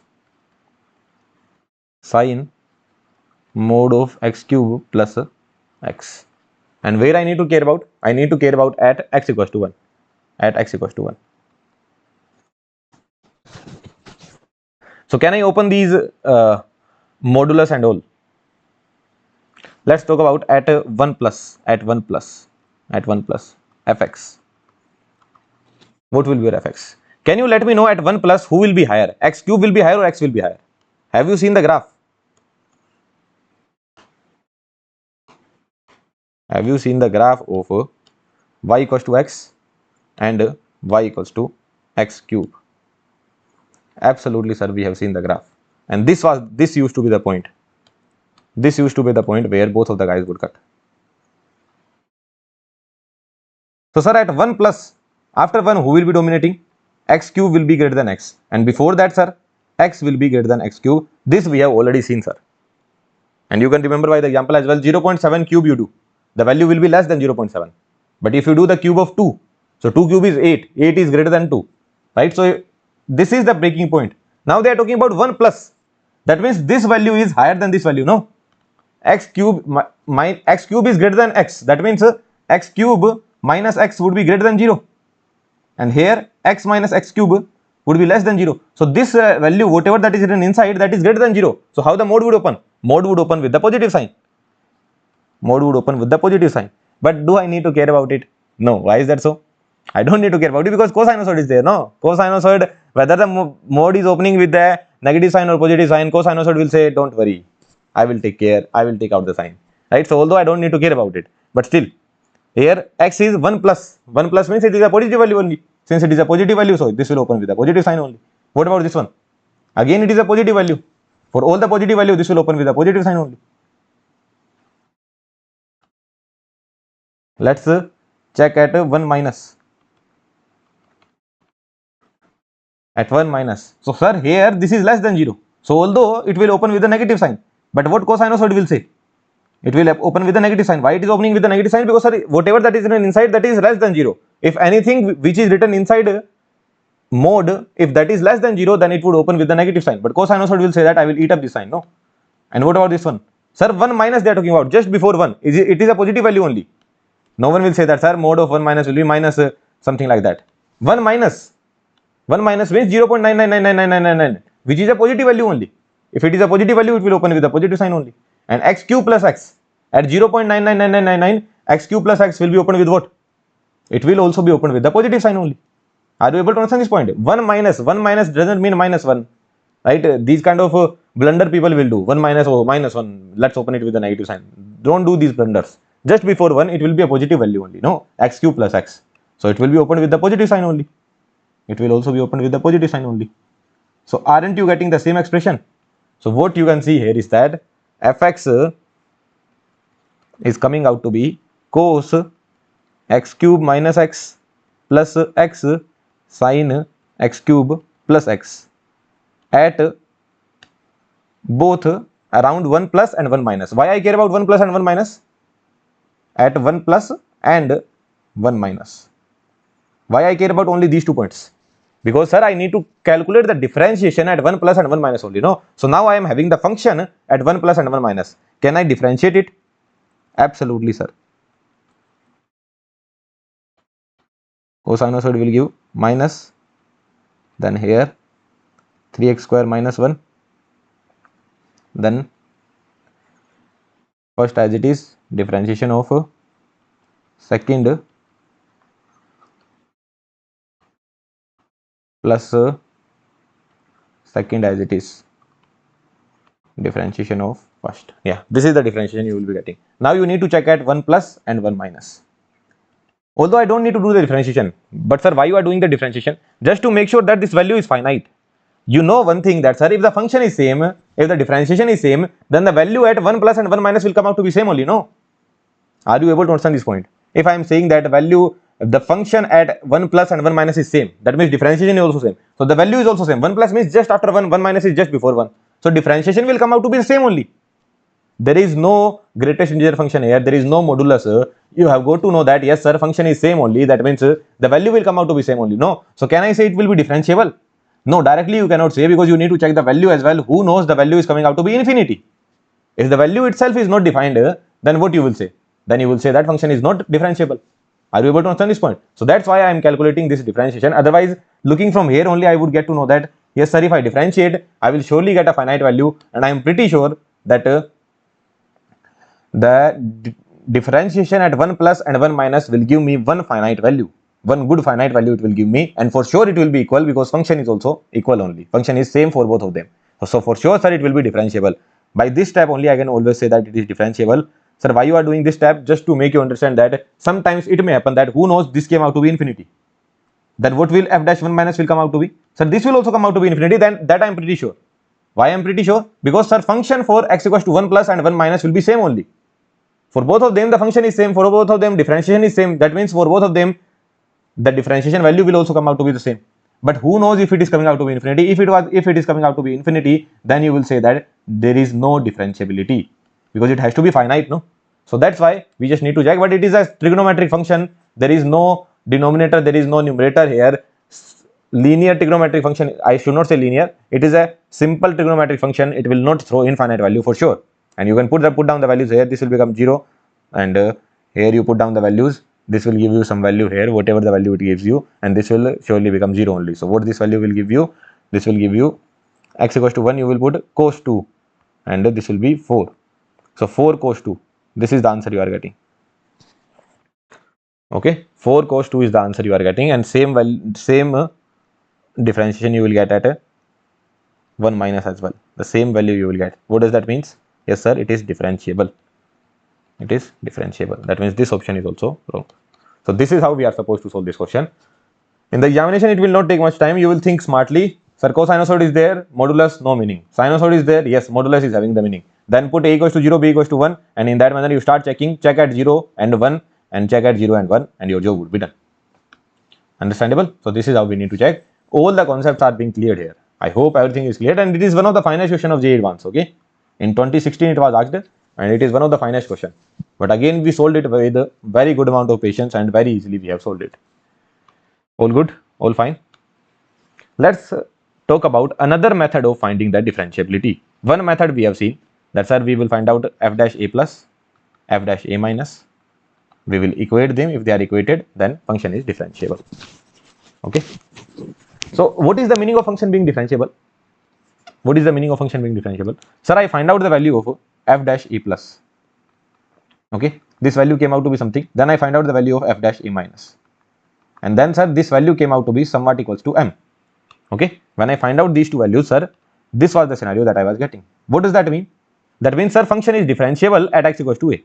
The function is differentiable at x equals to a. So for sure, if you find out the differentiation at x equals to a, no, so that will come out to be equals to m only. Look, this is not the necessary condition. This is derived from here. In continuity, what we used to say, that if f of a plus is equals to f of a minus, then can I comment anything about f of a? No, you cannot comment anything about f of a.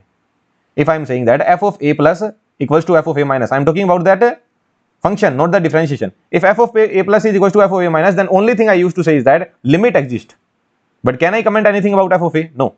Okay. If this is the condition, can I say that f of a will be, let's just say this is equals to L. So can I say that this will be equals to L? No, I cannot say. There is no certainty. right? But if someone is saying that yes, it is continuous, that means this is the scenario.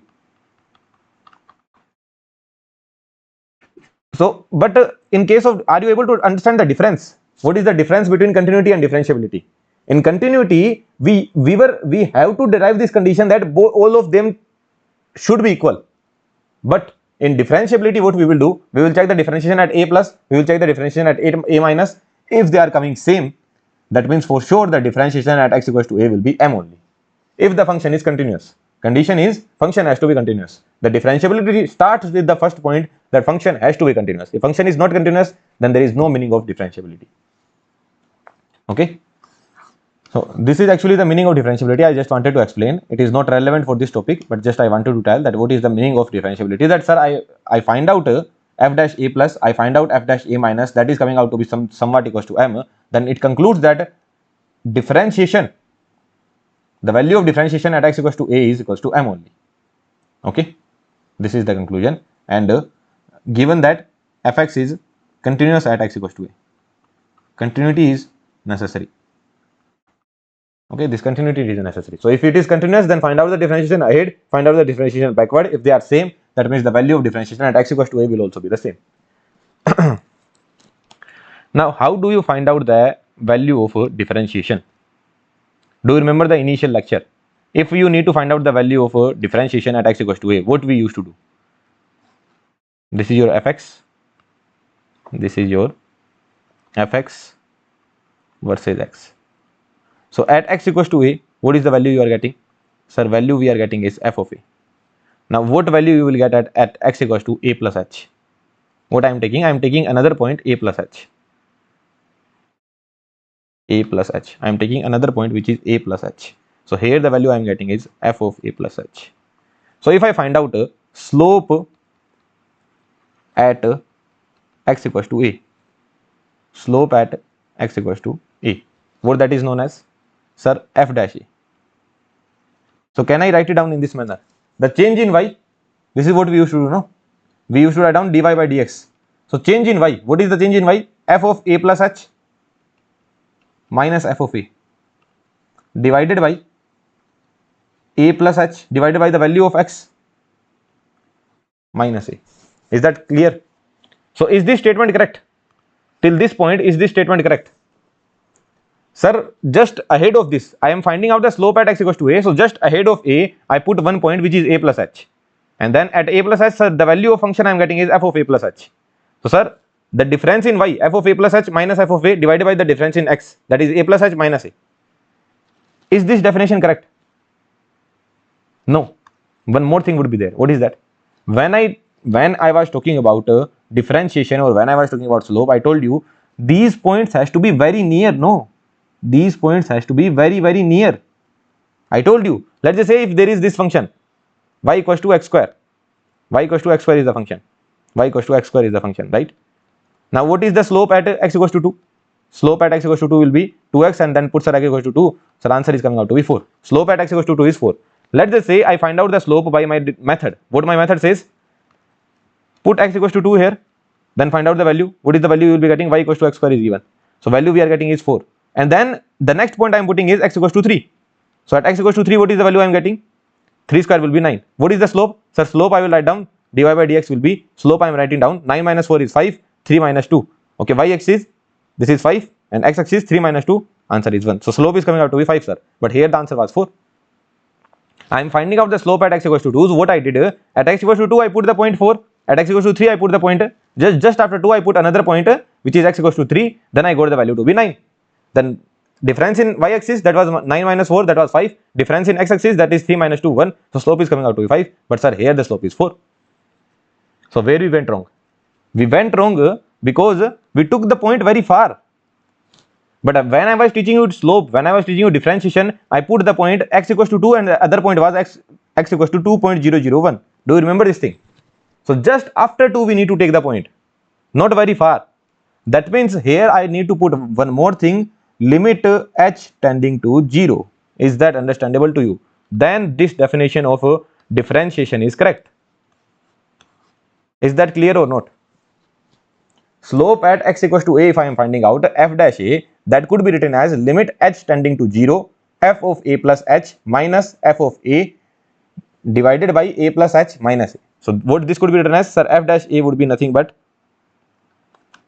limit h tending to 0 f of a plus h minus f of a divided by a plus h minus a would be written as h. H tending to 0. What is the meaning of h tending to 0? The meaning of h tending to 0 is that you can tend from left hand side as well, you can tend from right hand side as well. So limit h tending to 0 plus could also be there, and limit h tending to 0 minus could also be there. So you can tend from left hand side, you can tend from right hand side,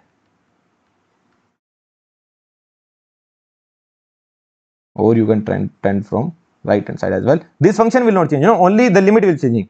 0 plus 0 minus. Now someone would say that, sir, here we have studied a minus h, sir, there minus sign would come up. Whatever that you have studied previously, forget everything. Okay, whatever that you have studied previously, you need to forget everything. This definition is absolutely correct. Someone would argue that, sir, in my class 12th, in my JEE examination, sir, I studied something else here, sir, for finding out the left hand limit h is tending to 0 minus f of a minus h minus f of a divided by minus h. That is absolutely wrong.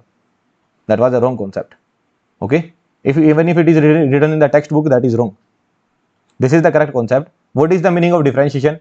Put the point, just after one more point you take, find out the value f of a plus h, f of a plus h minus f of a divided by a plus h minus a.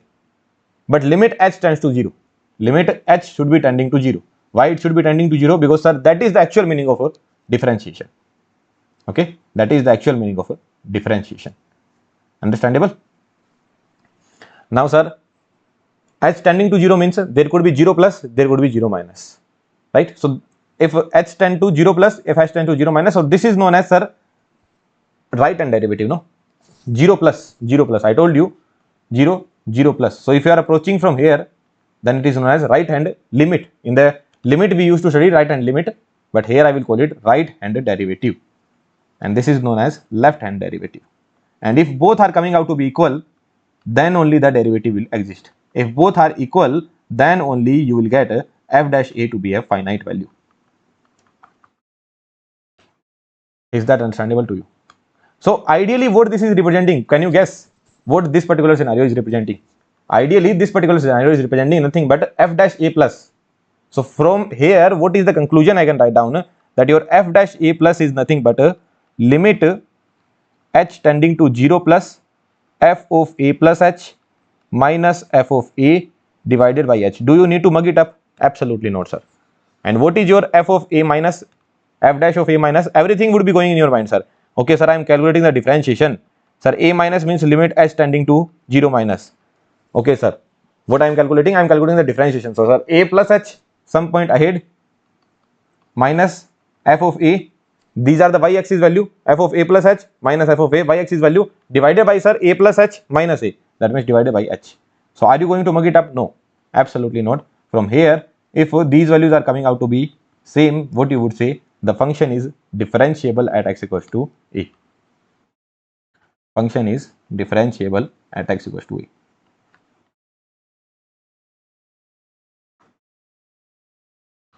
Differentiable at x equals to a. Do you agree to this point or not? Sir, why you are teaching this different method? I was saying cheating this different method. Cheating is done in GATE 2026 examination. Yeah. So what I was saying, sir, why you are teaching this different method, sir? So there is something behind it that I will tell you later on. Okay. But did you understand this method? That, sir, one graph is given. I need to find out the slope at x equals to a. How will I find out, sir? One point ahead I will take f of a plus h will be the y-axis value. F of a will be the y-axis value. Then, sir, I need to find out the differentiation, then change in the y-axis value, which is f of a plus h minus f of a, divided by change in the x-axis value, which is a plus h minus a. So this is the value I will be getting. But, sir, limit h tends to 0. Now the limit h could be tending to 0 plus as well, or it could be tending to 0 minus as well. So, sir, if it is tending to 0 plus, then I will call it right hand derivative. If it is tending to 0 minus, then I will call it left hand derivative. Okay. So ideally, this particular thing is representing f dash a plus, and this particular thing is representing f dash a minus. Just think about it. No, if h is tending to 0 minus, that means this value is lesser than.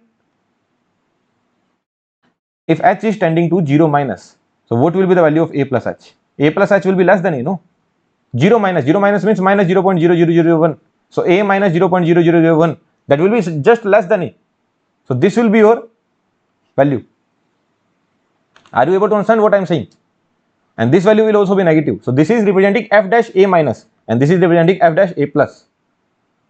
Okay, so this is representing differentiation just before a, this is representing the differentiation just before a, and this is representing differentiation just after a.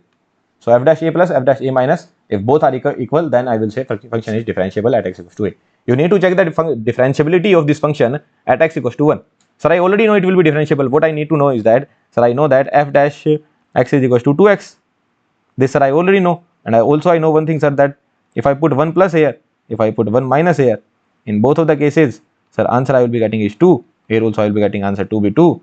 Both are same. That means function is differentiable.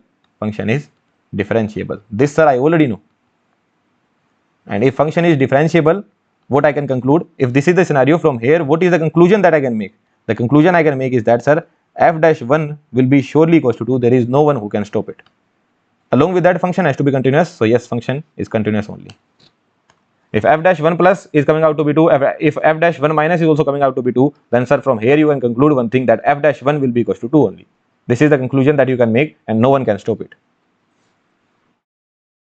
F dash 1 plus, f dash 1 minus same, that means f dash 1 has to be equals to 2 only. Understandable? Well and good. In the previous example, you can also take the same thing in these examples that we took. Like here, this example we took, that, sir, f dash minus 5 plus is 3 by 2, f dash minus 5 minus is 3 by 2. That means function is differentiable. No. So from here you can conclude that, sir, f dash minus 5 will be surely equals to 3 by 2. And you can see as well, f dash minus 5 is surely equals to 3 by 2 only. The slope is surely equals to 3 by 2. Where is function differentiable after that?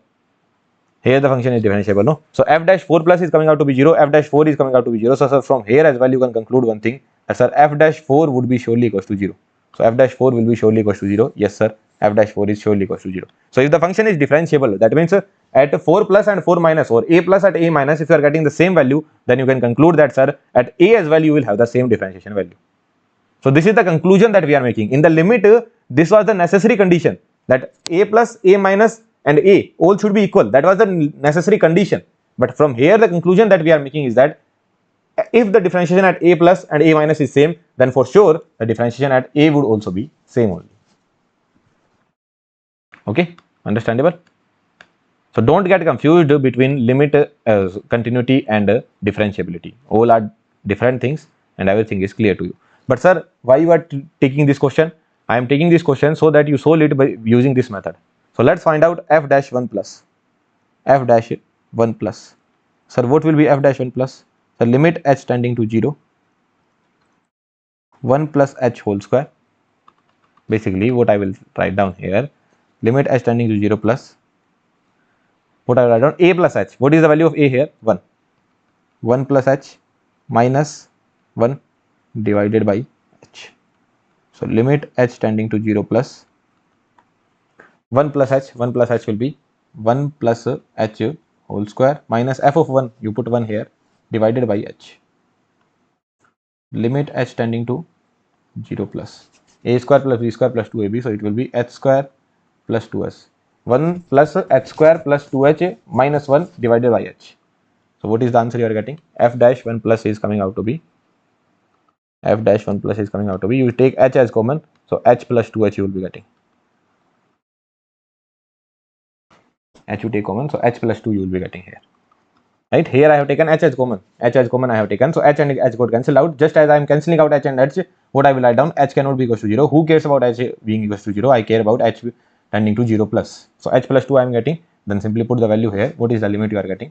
So the limit we are getting is 2 only. Sir, why we are using this long method? Somewhere it will be useful. Where it will be useful, I will tell you. So, sir, only f dash 1 plus you have found out, f dash 1 minus is also left. So limit h tending to 0 minus f of 1 plus h, same definition, f of 1 plus h upon f of 1 minus h upon 1 plus h 1 minus h. So limit h tending to 0 minus, same definition is there, no, ditto same definition is there, ditto same definition, that means h plus 2 only we will get. Just put this value here. What is the answer we are getting? 2. There you go. Usually we will not use this formula, although from using this formula as well we have got one thing, that f dash 1 plus is coming out to be f dash 1 minus, that is coming out to be equals to 2 only.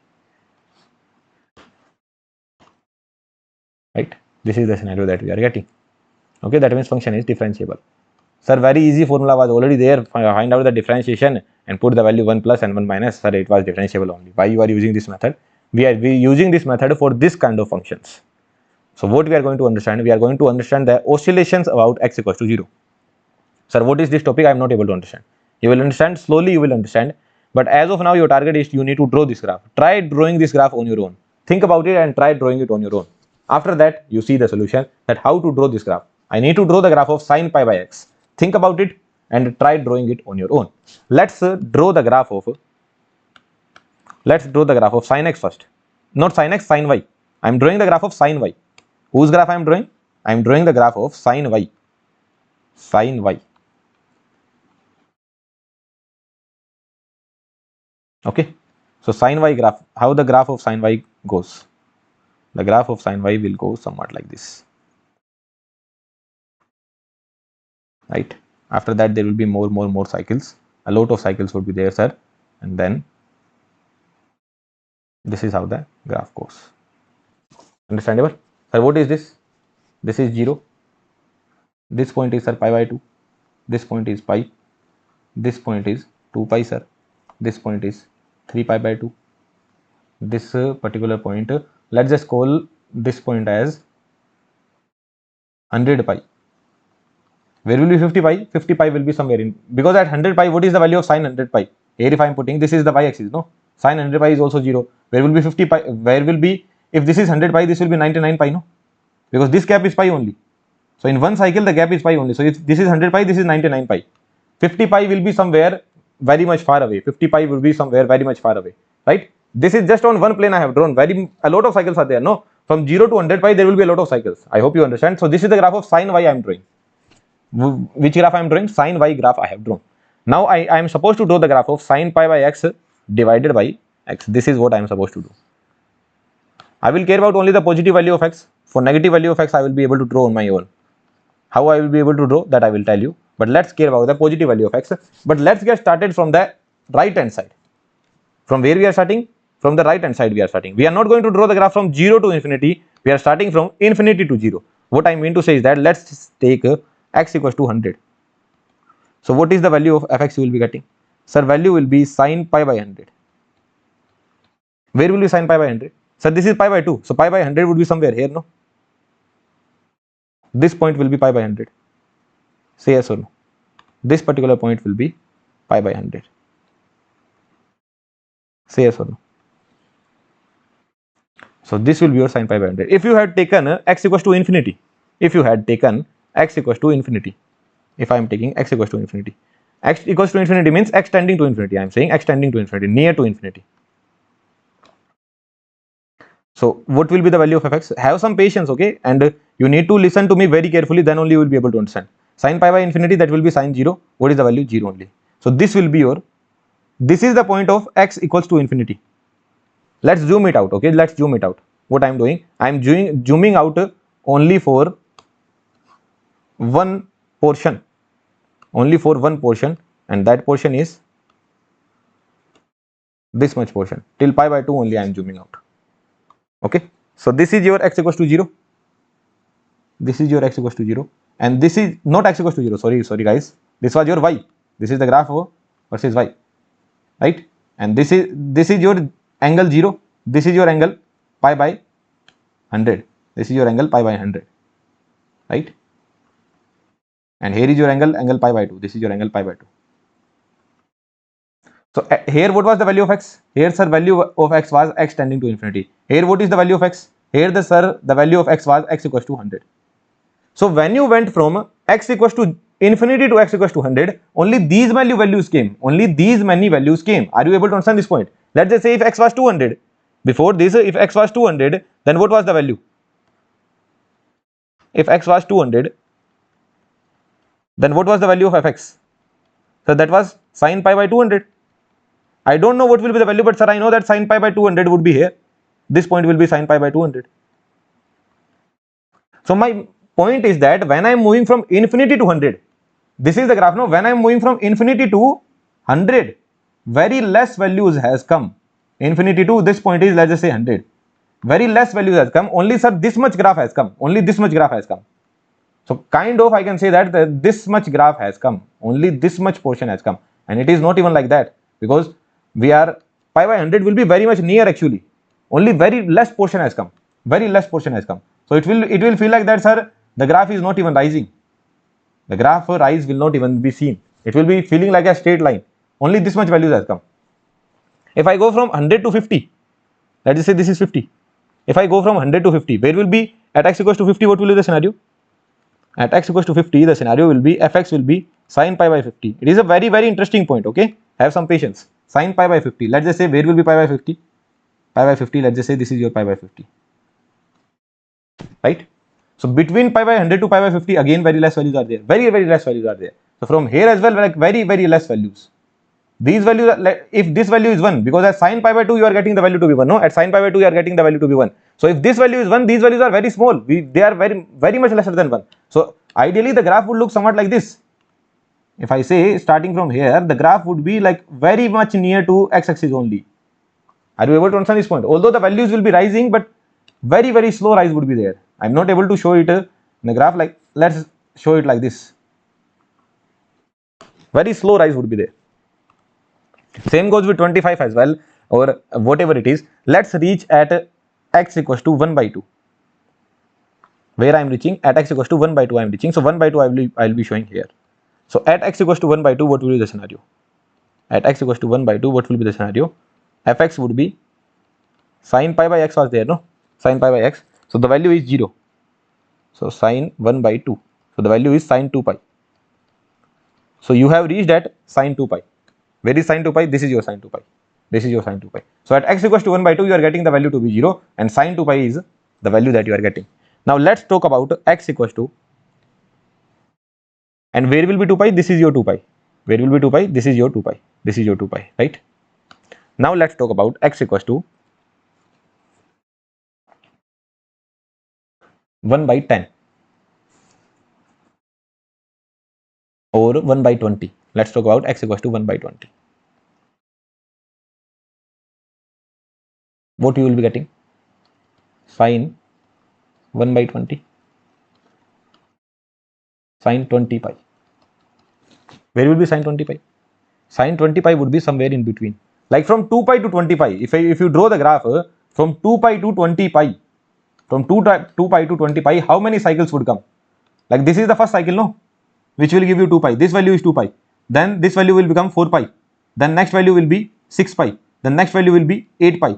This value is 2 pi. Then this value we have understood 8 pi. And in that manner you will get 20 pi. How many cycles have come? How many cycles? 9 cycles have come, no? Between 2 pi to 4 pi, 1 cycle came, no? Right? Between 2 pi to 4 pi, 1 cycle came. So between 2 pi to 20 pi, how many cycles will come? 9 cycles will come. Between 2 pi to 4 pi, 1 cycle. 4 pi to 6 pi, 1 more cycle. So between 2 pi to 8 pi, there was total 6 cycles. Between here, 1 cycle, then another cycle, 2 cycle, and then 3 cycle. So total 3 cycles were there. Between 8 pi to 2 pi. Between 8 pi to 2 pi, total 3 cycles were there. So it's like 8 pi minus 2 pi divided by 2. So between 2 pi to 20 pi, how many cycles will be there? This is not, number is not important. So it will be like 20 pi minus 2 pi, 18 pi divided by 2, 9 cycles would be there. So what I mean to say is that this is 1 by 2. 1 by 2 will be nearly equals to 0 only. If you are talking about from infinity, 1 by 2 will be nearly equals to 0, and 1 by 20 would be somewhere here. So you saw that when you are moving from 100 to 50, you are only covering these many values. You are covering only these many values. This was your x equals to 50.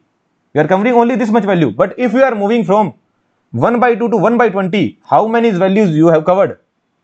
Complete values with 9 cycle you have covered. What I mean to say is that here you will be having 9 cycles of oscillations.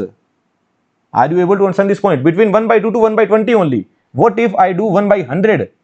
What if I put x equals to 1 by 200? Then what will be the scenario? What will be your fx? That will become sine 200 pi. So between 20 pi to 200, between 20 pi to 200, what will be the scenario? Between 20 pi to 200, how many cycles you will get? Let's just say this is your 20 pi. Then after that, what you will get? After one cycle, this will be 22 pi, right? and then here. So how many cycles would be there till you reach 100 pi or 200 pi? How many cycles would be there? So it will be like 200 pi minus 20 pi, that will be 180 pi divided by 2. 180 divided by 2, 90 cycles would be there. Between these 2 points, 90 cycles would be there. Although it is not a matter of concern, but you just got to know that if we are going from 1 by 20 to 1 by 200, 1 by 200 will be somewhere here. And how many cycles have come here? Sir, 200 cycles have come. And what if you go from 1 by 200 to 0 plus? I give you 2 point, x equals to 0.00001. Okay, or I give you these 2 points, 001, and another point I am giving you, x equals to 0.1. So at 0.1, sir, what is the scenario? At 0.001, what is the scenario? Can you let me know? At x equals to 0.1, sir, my fx is nothing but sine pi by 0.1.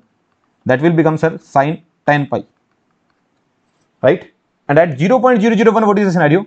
Sir, it will become sine, sir, 0.1 is giving me 10. So this will give me 1 digit, here 4 digit, sine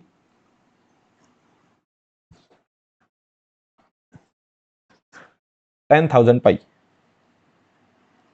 right? This is 10 to the power minus 4. So this will become 10 to the power 4. Yes, 10,000 pi. So between 10 pi to 10,000 pi, where will be 10 pi and where will be 10,000 pi? This is your 10 pi.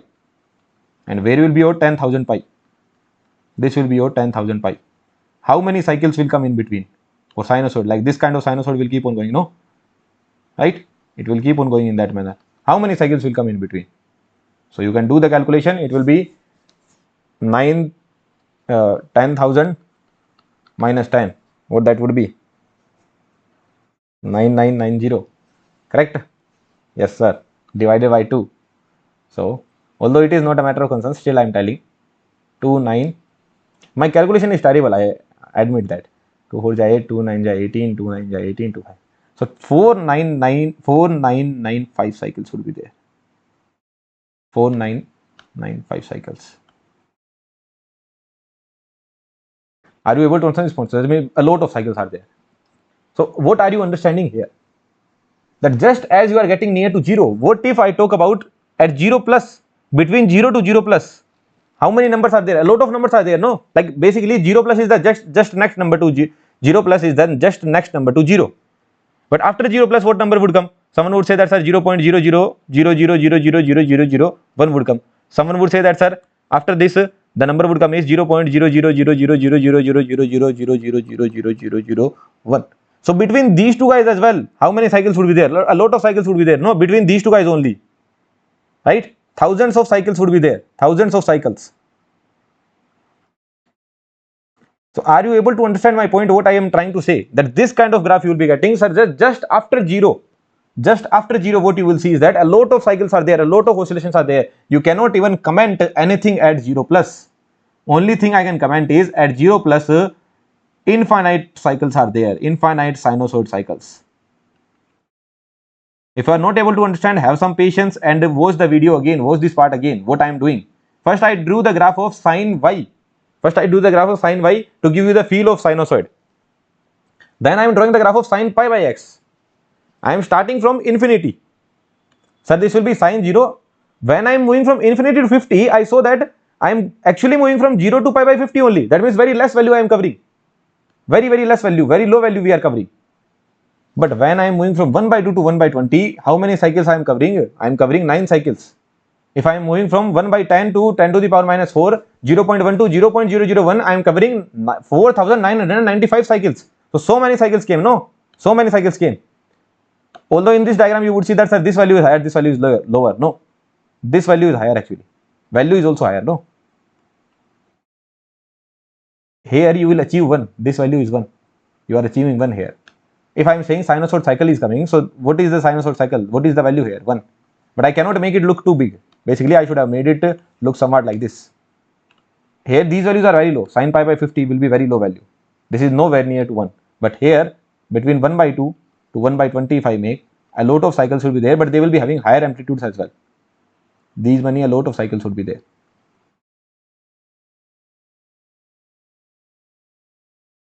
Same amplitude downward as well, no? So it is tough to make the graph. So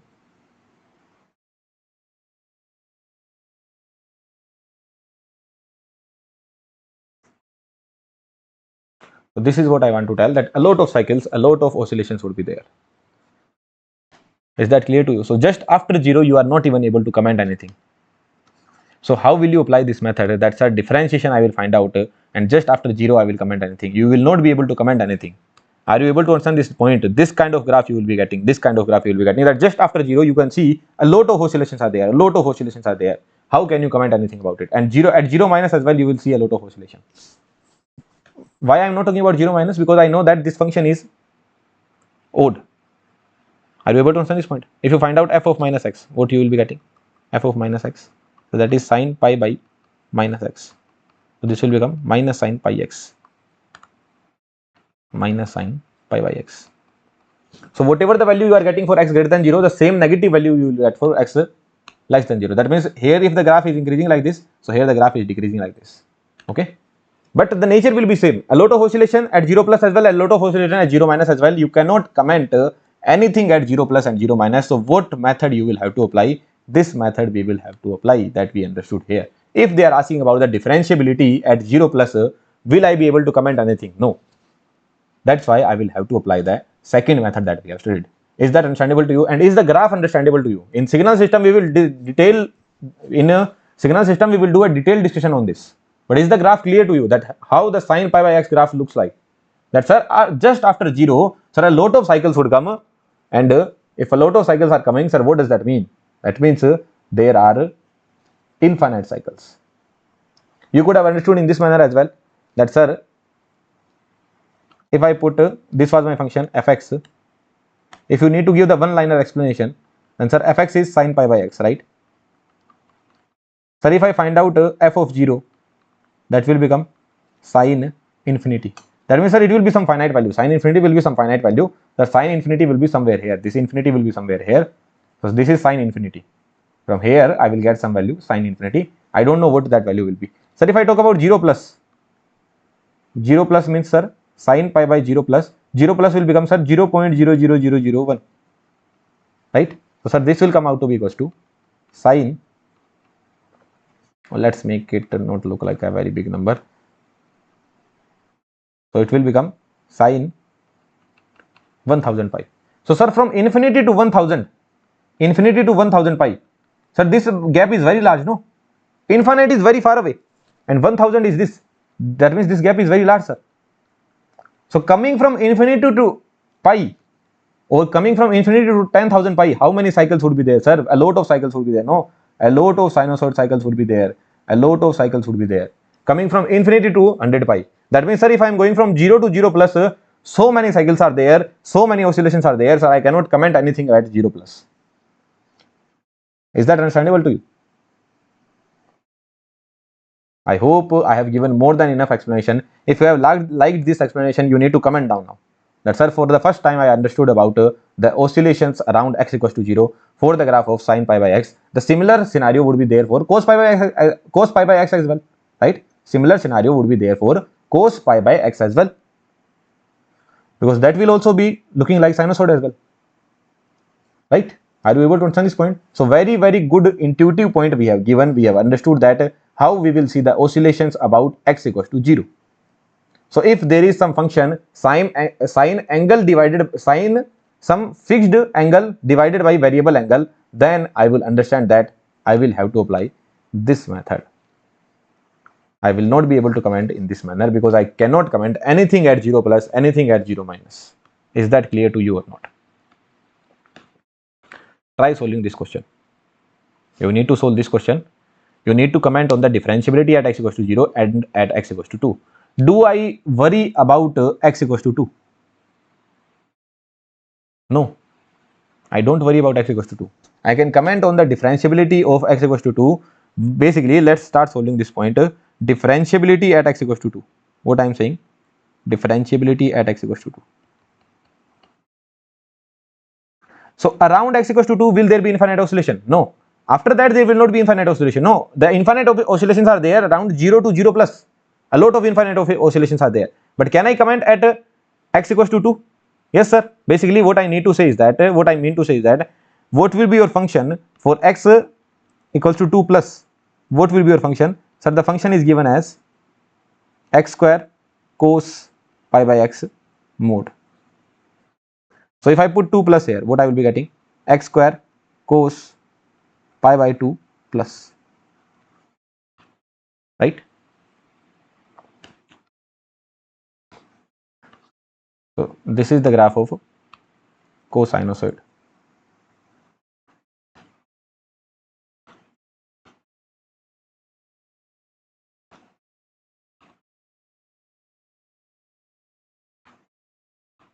This is pi by 2.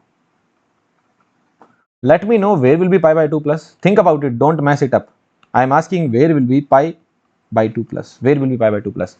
This will be pi by 2 plus or this will be pi by 2 plus. I want the answer. Think about it, don't mess it up. I will not give the explanation. This much mathematics you will have to think. Sir, pi by 2 plus, sir, just after this has to be pi by 2 plus. No. Wrong. You are not even thinking. 2 plus is in the bottom, no. It is in the denominator. Pi by 2 plus 2.00001 and pi by 2. Who is bigger? This value is larger, that means this value will be bigger. No. This value is small. 2 is smaller than 2.00001. What does that mean? Pi by 2 will be bigger than pi by 2.00001. Are you able to understand this point? So this value is smaller, so this will become pi by 2 plus. I am talking about the x-axis and this value will become pi by 2 minus. So at pi by 2 plus, how the graph would be opened? Positive value. So if this is throwing positive value, the graph will be opened as simply the positive sign. Is that understandable to you? And at x equals to 2 minus, how the graph will be opened? The graph will be opened with the negative sign. And this time the modulus is not in the angle, it is on the complete cosinusoid. So here this will be opened with the negative sign at pi by 2 at x equals to 2 minus. Why is that so? So 2 minus means pi by 2 minus, that means the value is in front, here the value is negative. If inside the cosinusoid the value is negative, then what will happen? Then the mode will open with the negative sign. So here the mode will open with the negative sign. Look, I am telling that I am not teaching very straightforward things. Okay, from the first lecture of engineering mathematics, starting from linear algebra, I said one thing, that I will not teach you very straightforward thing and you will not enjoy the lecture. Okay, if you are enjoying mathematics, it is fine, but I make sure that students don't enjoy for a longer time. I want to put the pressure on your brain. Okay, I'm not that guy who will sugarcoat the things and feel like that, okay, students are doing very good, you are enjoying the lectures and in the examination you will end up getting 5,000 rank. That I don't want to make. I will make you struggle till that day of your examination. Let's just say your examination is on 15th of Feb, no? So till 13th of Feb, I will make you struggle. On 14th of Feb, you will hear good words from my side, but till 13th of Feb, I will say only one thing, do the hard work. That's it. Okay, and these kind of things are not very straightforward. I could have avoided these questions. You see any class notes, you see anywhere these kind of questions are taught or not? No, nowhere it is taught. And for sure, GATE examination is going to ask these kind of questions. I'm 101% I'm sure, no? Surely they will ask these kind of problems. And at that time, everyone would struggle and they will feel like that, okay, sir, we were not able to solve it and no one would care about it. But it should be there in your class notes. So in my class notes, you will never find out the things which are already asked. Already asked, they will be surely there. Okay, I should not say you will not find out the things. You will surely find out those things, but along with that, you will find out other things as well, which might be asked in the future. Okay, so you need to take care of these things. You need to put up the pressure. You need to put up the pressure on your brain, and then only you will be able to understand these things and you will be able to work on it. Right? Okay, just one second. Yeah, so what I was saying, I was saying that yes, we need to study the things in a good manner. And someone would argue, sir, these questions will not be asked. Someone can say, sir, these kind of mathematics will not be asked. So what? At least your brain would be better. No, you will be a better engineer, right? And that's our job. You are preparing for GATE examination. Is the GATE examination end of your life? Absolutely not. This is not the end of your life. After that, you need to do a lot of work. Your brain should be working in a better manner, no? Or you want to use your brain in like least possible way. Always, if you find something challenging, then you should be happy that yes, sir, challenging things are coming. Now my brain would be working in a good manner. And if you use your brain in a good manner for 7 to 8 months, no, and after that you will feel very good. That very complex things we are able to solve. But if you just keep on thinking that I will study easy things only, then you will become an average engineer only. I'm not saying that you have to be very brilliant engineer. We just need to be above average. If we want to do good in our life, no, we just need to be above average, just above average. And the above average thing could be achieved by putting just 1% of more effort.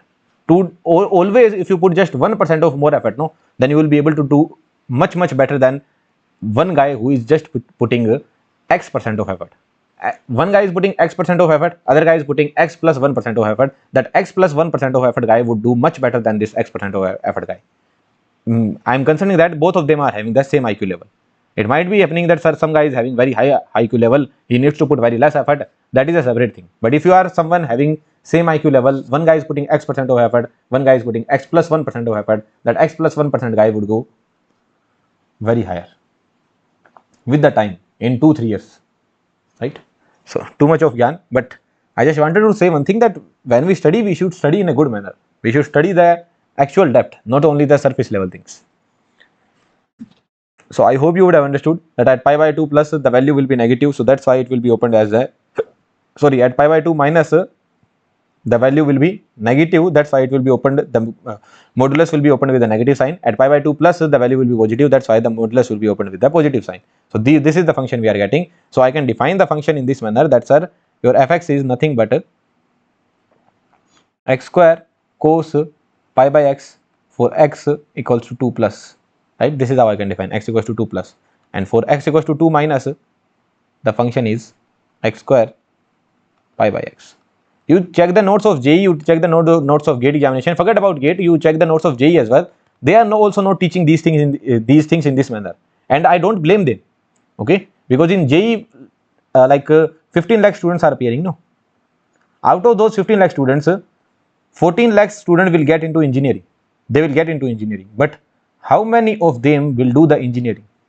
Someone will go into the management field, someone would go into UPSC, someone would go into some government job or anything. How many of them will do the engineering in a good manner? Hardly 1 lakh student. So you cannot teach those 15 lakh student all these things in this manner, that how to see at 2 plus 2 minus. They also teach some method and it is fine.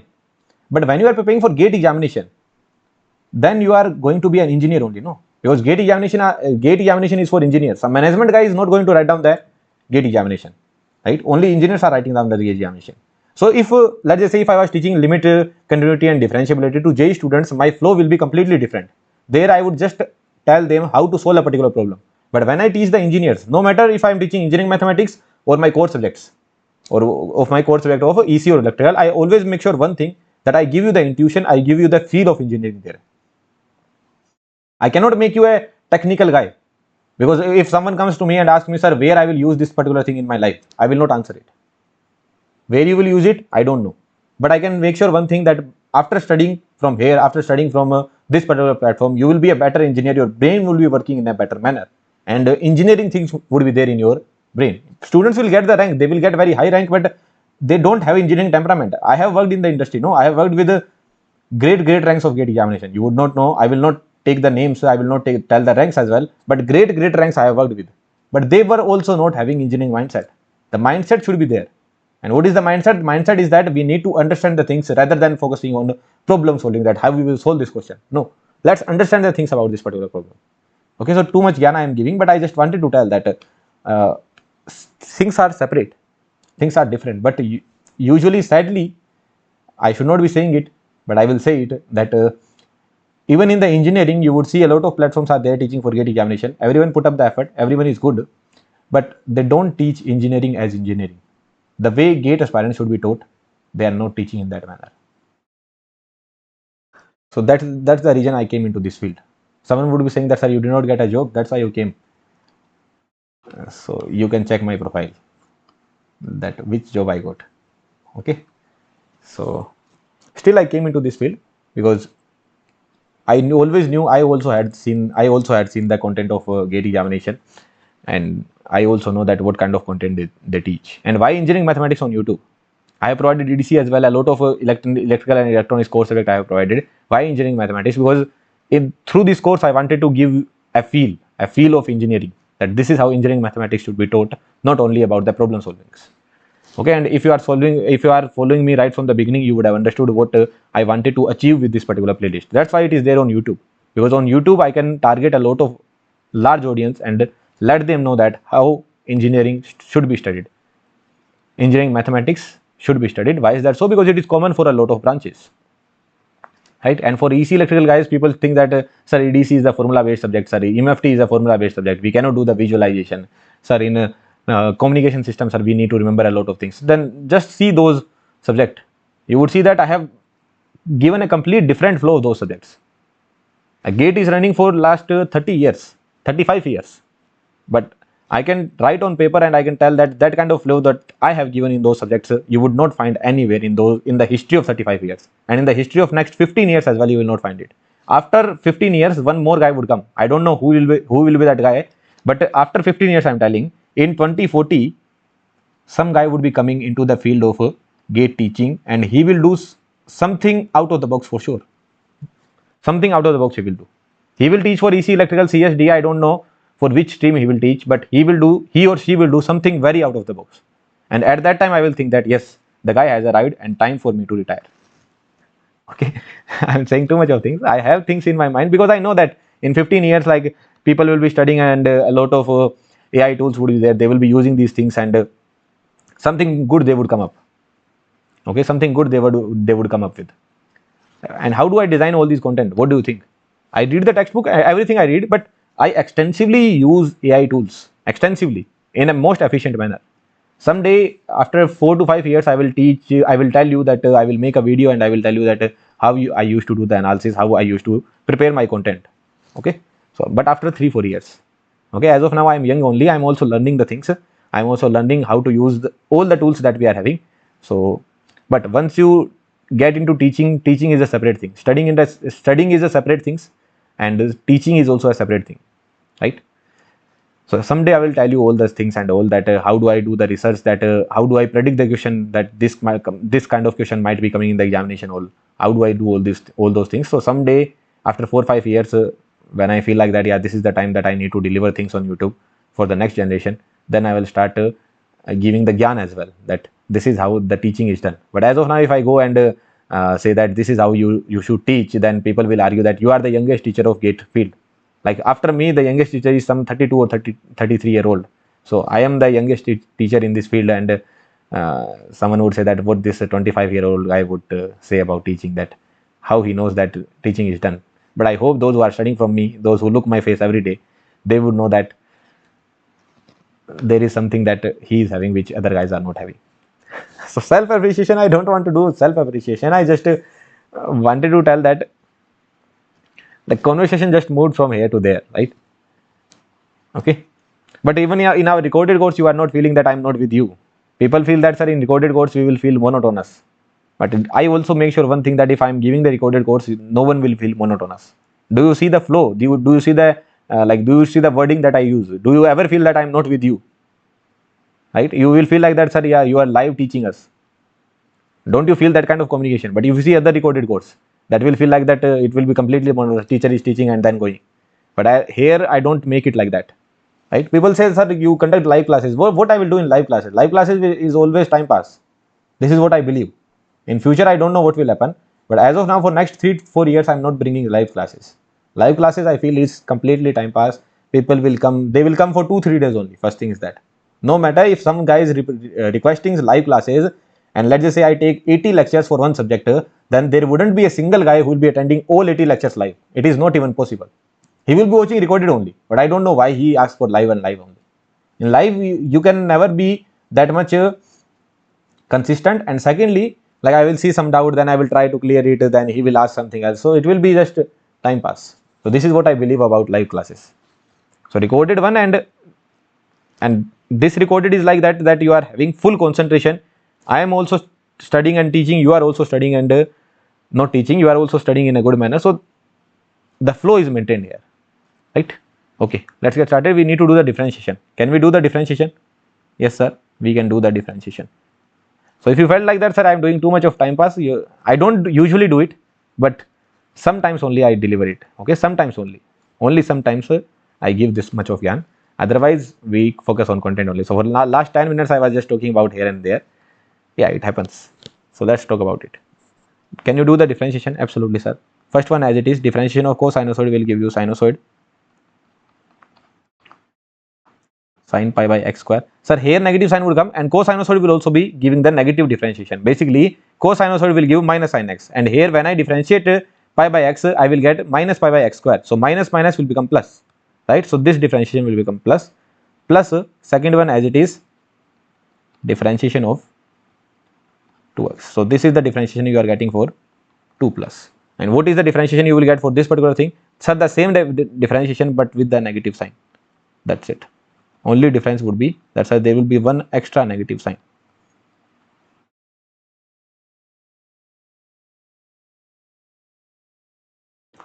X equals to 2 minus. Just put the values now. Just put 2 plus here and 2 minus here. So what is the f dash 2 plus you are getting? The 2 plus here 4, sin pi by 2 is 1, multiply with pi by 4 plus cos pi by 2 is 0, right? Cos pi by 2 is 0, cos pi by 2 is 0, then 0 multiply with anything will be 0 only. So what is the answer you are getting here, sir? Pi. And what will be f dash 2 minus? So here you put 2 here, so what this will become? This will become minus pi, minus cos pi by 2 is 0 only. So what is the differentiation you are getting? Minus pi. So f dash 2 plus is coming out to be equals to pi, and f dash 2 minus is coming out to be equals to minus pi. Is it differentiable? Absolutely not. Not a differentiable. Not differentiable at x equals to 2.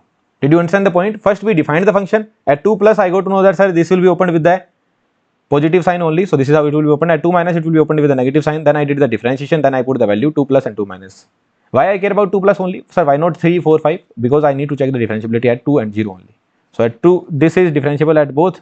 This is wrong. And this option is also wrong now. That means it cannot be differentiable at x equals to 2. Let's talk about the differentiability at x equals to 0.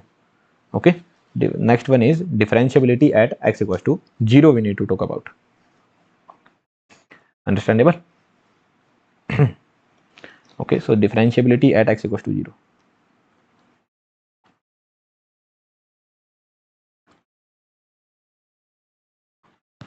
So what I can see, sir, the function is given as x square cos pi by x. What I will say? Infinite oscillations. Infinite oscillations about x equals to 0. What does that mean? I will have to apply second method, because even if I differentiate, then if I will put 0 plus. Let's just say I differentiate this function, f dash x I get, okay, some value I will get, and there I will put x equals to 0 plus and x equals to 0 minus. After that what will happen? You will not be able to comment. In the differentiation, basically you will get f dash 0 plus. So in the differentiation, sinusoid term would come, no? First as it is, differentiation of cos pi by x will be sin pi by x, plus second as it is cos pi by x, then differentiation of x square will be 2x. So here you will put 0 plus. Will you be able to comment? Here mode is there. You will put 0 plus. Will you be able to comment? No, I will not be able to comment. No. So no comments will be made from my side. I will not even be able to comment about them. So if I am not able to comment about them, then I cannot apply this method. No, I will not be able to comment about f dash 0 plus, f dash 0 minus. So what method I will have to use? The second method that you have taught, sir. That method I will have to use. So in that second method, sir, you taught me one thing, that differentiation at any point could be written in this manner: limit h tending to 0, f of 0 plus h, next value, minus f of 0 divided by 0 plus h minus 0, that will be h. But this will be further divided into two parts. So what will be your f dash 0 plus? Sir, f dash 0 plus could be written as limit h tending to 0 plus. What is f of h? F of h will be nothing but h square mod of cos pi by h. Understandable? Minus what will be f of 0? F of 0, you put 0 here. F of 0 will be 0 only. In place of x, I am putting just h. So h square mod of cos pi by h. H square mod of cos pi by h. What is f of 0? F of 0 is 0 only. Divided by h.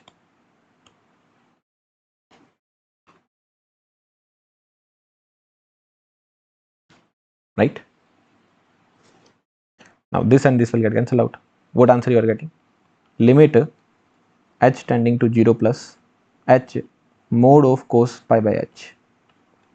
Now you simply put this 0 plus here. What you will be getting? You will be getting 0 plus cos mod of pi by 0 plus. Now do you need to care about that, sir, how this will be opened? No. You know that, sir, since this is mod here, so this will be some value between 0 to 1. This will be having a value between 0 and 1. This will throw some value between 0 to 1. Sir, cosinusoid cos theta throws values between -1 to 1. But sir, mode of cos theta, that means all the negative value will become positive value, so it will throw the value between 0 to 1. So it will throw some value between 0 to 1, multiply with 0 plus. What will be the answer? 0 only, no? 0 plus means just greater than 0, so it will nearly equals to 0. So 0 multiply with some value between 0 to 1, answer will be 0 only. So f dash 0 plus is coming out to be 0. F dash 0 plus is coming out to be nothing but 0. Let's talk about f dash 0 minus. Limit h tending to 0 minus. So h square cos pi by h minus 0 divided by h. Sir, cancel it out. What you will be getting? So h limit h tending to 0 minus h mode of cos pi by h. Right? Then put 0 minus here. What you will see? So 0 minus cos pi by 0 minus. What this will throw? Again it will throw any value between 0 and 1. Any value, some finite value between 0 to 1, multiply with 0, what will be the answer? 0 only. So what you are seeing here, f dash 0 plus is coming out to be f dash 0 minus is coming out to be equals to 1. What does that mean? Function is differentiable. Function is differentiable. Sorry, it is coming out to be 0. Sorry guys, it is coming out to be not 1, it is coming out to be 0. What does that mean? Function is differentiable. Function is differentiable. Differentiable at x equals to 0, but not differentiable at x equals to 2. So this is also wrong. Is that clear to you? So sir, at x equals to 2, there was not infinite oscillations. So sir, I used my intuition that how the mode will be opened. In that manner, I opened the mode and I did the differentiation. Put 2 plus and then I put a 2 minus, and I got to know what is the differentiation value I am getting. Then sir, at 0 sir, there is a problem. Okay, at 0 sir, there is a problem. So at 0 there is oscillations. So I cannot put, I cannot even open the mode. I cannot comment anything. So sir, what I thought something else. What I thought, sir, I thought that I should go with the method 2 that you have taught. F of a plus h minus f of a divided by a plus h minus a, limit h tending to 0 plus and 0 minus. Understandable? In the examination, you will have to apply this method only when there are infinite oscillations. That means if you see pi by x, no? If you see any angle divided by x, trigonometric function, any angle divided by x, then only you will apply this function. Then only you will apply this kind of scenario. Otherwise, no need. Okay. So this method 2 is useful here. So how we started? We started from here, that let's understand about the second method of finding differentiability. We understood this method, then we solved some problem as well, which was very straightforward. Then we studied about the oscillations near to x equals to 0. This was a very important point. First we drew the graph of sin y versus y, and then from there we took the reference of sin pi by x. We got to know that, sir, near 0 a lot of oscillation would be there. Till this point, sir, there was very less oscillation. Here there will be a lot of high oscillations. That means, sir, I cannot comment anything at 0 plus and 0 minus. If I cannot comment anything at 0 plus and 0 minus, then sir, how will I find out the differentiability? So finding out the differentiability, sir, you will have to use the method 2 that we have taught. This is the method we have to use. Sir, method 2 is there in my mind. Yes, sir. How will I find the differentiation? F of a plus h minus f of a divided by h. Limit h tending to 0 plus, limit h tending to 0 minus. Someone would have studied in their school examination. They would have studied here what they would have studied: a minus h minus f of a minus h, then limit h tending to 0 minus. That was wrong. Whatever that you have studied in your school or JEE, forget about it. Whatever that we are studying here, that is absolutely correct. It will be never wrong. Understandable? Okay, well and good. And then we solve this numerical. We got to know the value at 2 plus, and we got to know the value at 2 minus. We got to know that here there are no infinite oscillations, right? Here there are no infinite oscillations. So this is how I can open the mode. But sir, when I come here at 0 plus, sir, how will I open the mode? No one can comment because there are infinite oscillations. At 0 minus, sir, how will I open the mode? No one can comment because there are infinite oscillations. So at 0 plus and 0 minus, sir, I am not able to open the mode. So if I am not able to open the mode, I will have to move to this guy. Then I solved it. I got to know that both values are same. That means function is differentiable. Understandable? Let's solve this question. Now this is a different kind of problems we are facing, right? These are different kind of problems. Like here one concept has ended. Now new concept has started. These kind of problems are also asked that you need to draw this function fx, and then you need to comment on the continuity and differentiability. How will you comment? What is the meaning of maximum of x square minus 4x square? What is the meaning of maximum of 2, 4? So which is the maximum number? That is 4. What is the meaning of maximum of minus 1 comma minus 2. So who is the maximum number? That is minus 1. So this is the meaning. Okay. What is the meaning of minimum of 2 comma 3? Who is the minimum number? That is 3. What is the meaning of minimum of minus 2 comma minus 4? Who is the minimum number? That is minus 4. That's it. This is the scenario. Now what we need to do, fx is given as x square and 4 minus x square. Can you draw the graph of both of them? Can you draw the graph of x square? Yes sir. And can you draw the graph of minus x square plus 4? Yes sir, I can draw this graph as well. The graph will look somewhat like this. Sir, how did you draw this graph? Till this point I have taught enough. You should be able to tell how did I draw this graph. Okay, this is the scenario I have drawn. Okay, and where they will be cutting? Can you find out the point where they are cutting? Yes sir, x square should be equals to 4 minus x square. This graph was x square, right? This graph is x square and this graph is, sir, nothing but 4 minus x square. So sir, where they are cutting, where both of them are equal? So sir, value of x is coming out to be so 2x square equals to 4. So x is coming out to be under root 2 plus minus under root 2. So this point is x equals to under root 2. At x equals to under root 2, the value will come out to be 2 only.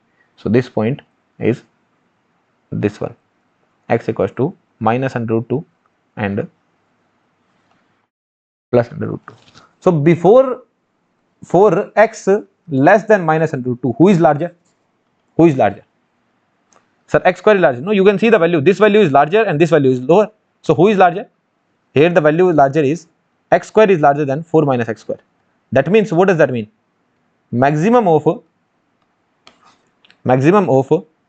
x square minus x square comma 4 minus x square. Who is larger? Larger is x square. So the graph will be followed for x square only. So this graph will be followed. This graph will be followed. Understandable? Now between minus under root 2 to plus under root 2. Between minus under root 2 to plus under root 2. Who is larger? Sir, 4 minus x square is larger. 4 minus x square is larger than x. That means maximum of x square 4 minus x square. What that would be equals to? That would be equals to 4 minus x square. So which graph will be followed? Sir, this graph will be followed.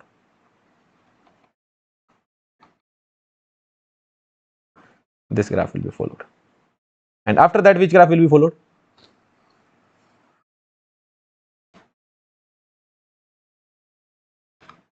After that, from under root 2, x greater than under root 2. After that, which graph will be followed?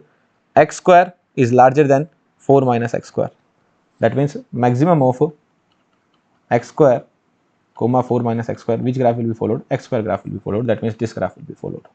So what this fx is saying is that first you take this much portion, then you take this portion, and then you take this portion. That will be the graph of fx. So can I draw the graph of fx now? So fx graph will be drawn somewhat like this now.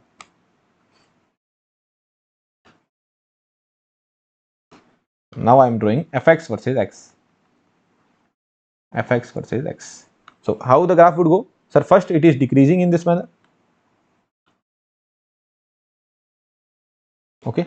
Then, sir, first it is throwing the graph of x square. No, so the graph goes like this. I will make it by the hand only. The graph goes like this.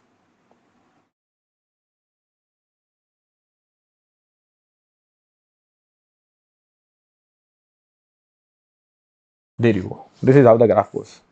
So this point is nothing but minus under root 2. This point is under root 2. Tell about the continuity. Isn't it continuous everywhere? Where the graph is breaking? Graph is not breaking anywhere. No, continuous everywhere. Continuous everywhere. What about the differentiability? Is it differentiable here? See the transition. Look, the transition is like this. The graph was coming in this manner and then it went like this. Again, there is a sharp transition. No, here the transition was like this. Graph was coming in this manner and then it went like this. Again, there is a sharp transition. It is not a smooth transition. I told you there is only one smooth transition, which is this and this. So the transition is not like this. Came and then completely it is changing the definition. No, it is changing the definition. Here, again sharp transition. That means it is differentiable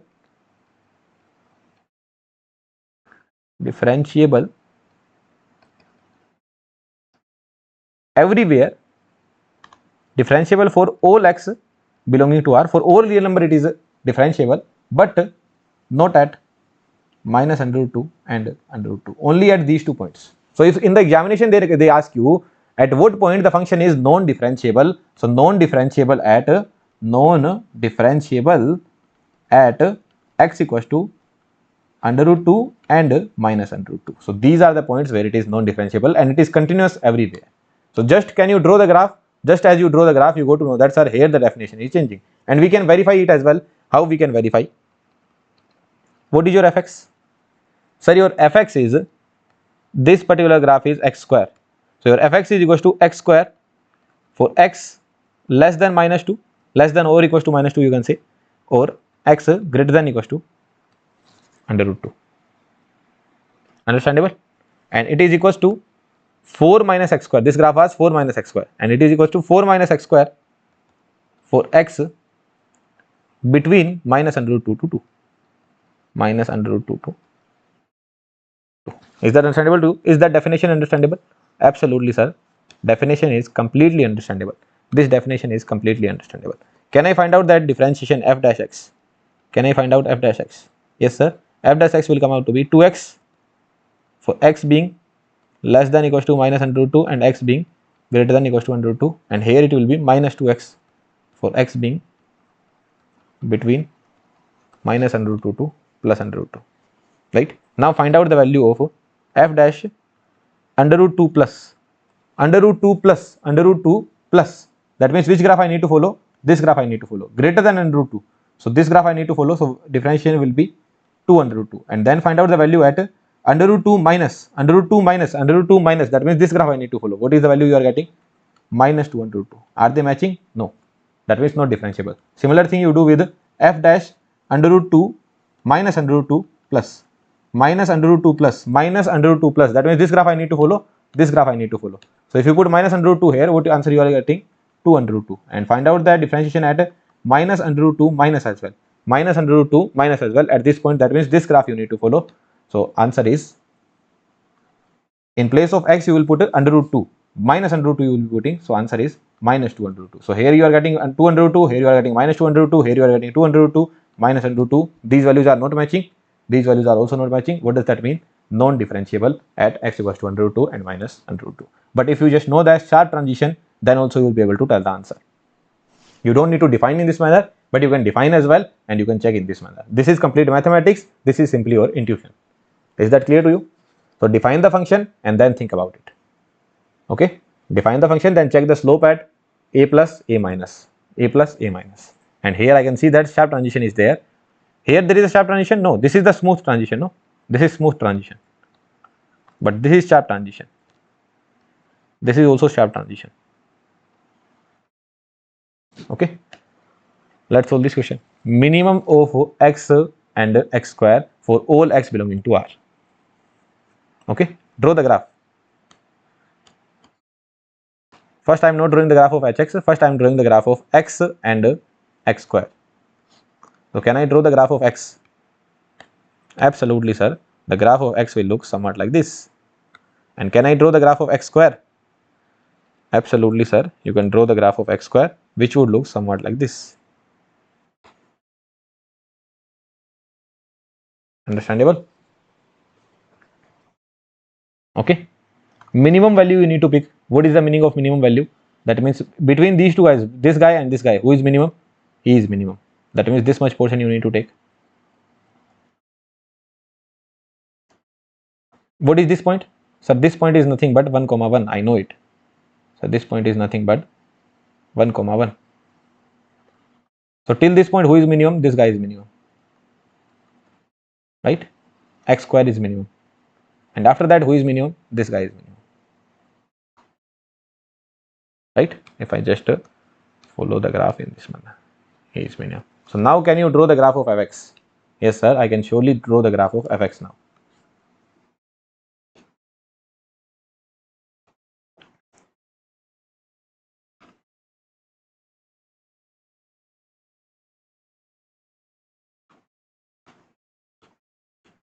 First it goes like this, and then this blue color it is followed, blue color it is following,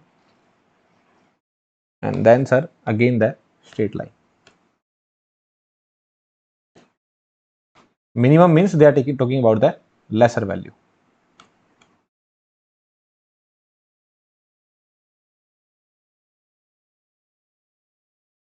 Is that clear to you?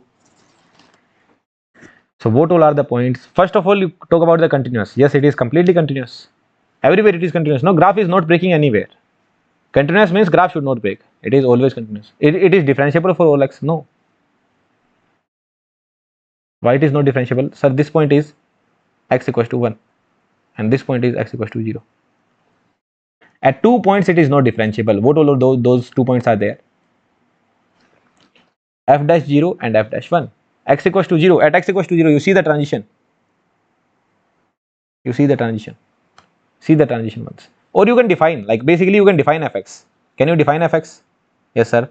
I will define fx in this manner. That, sir, it is equals to nothing but x only. For what? X less than 0 and x greater than or equals to 1. And sir, it is equals to x square for x between 0 to 1.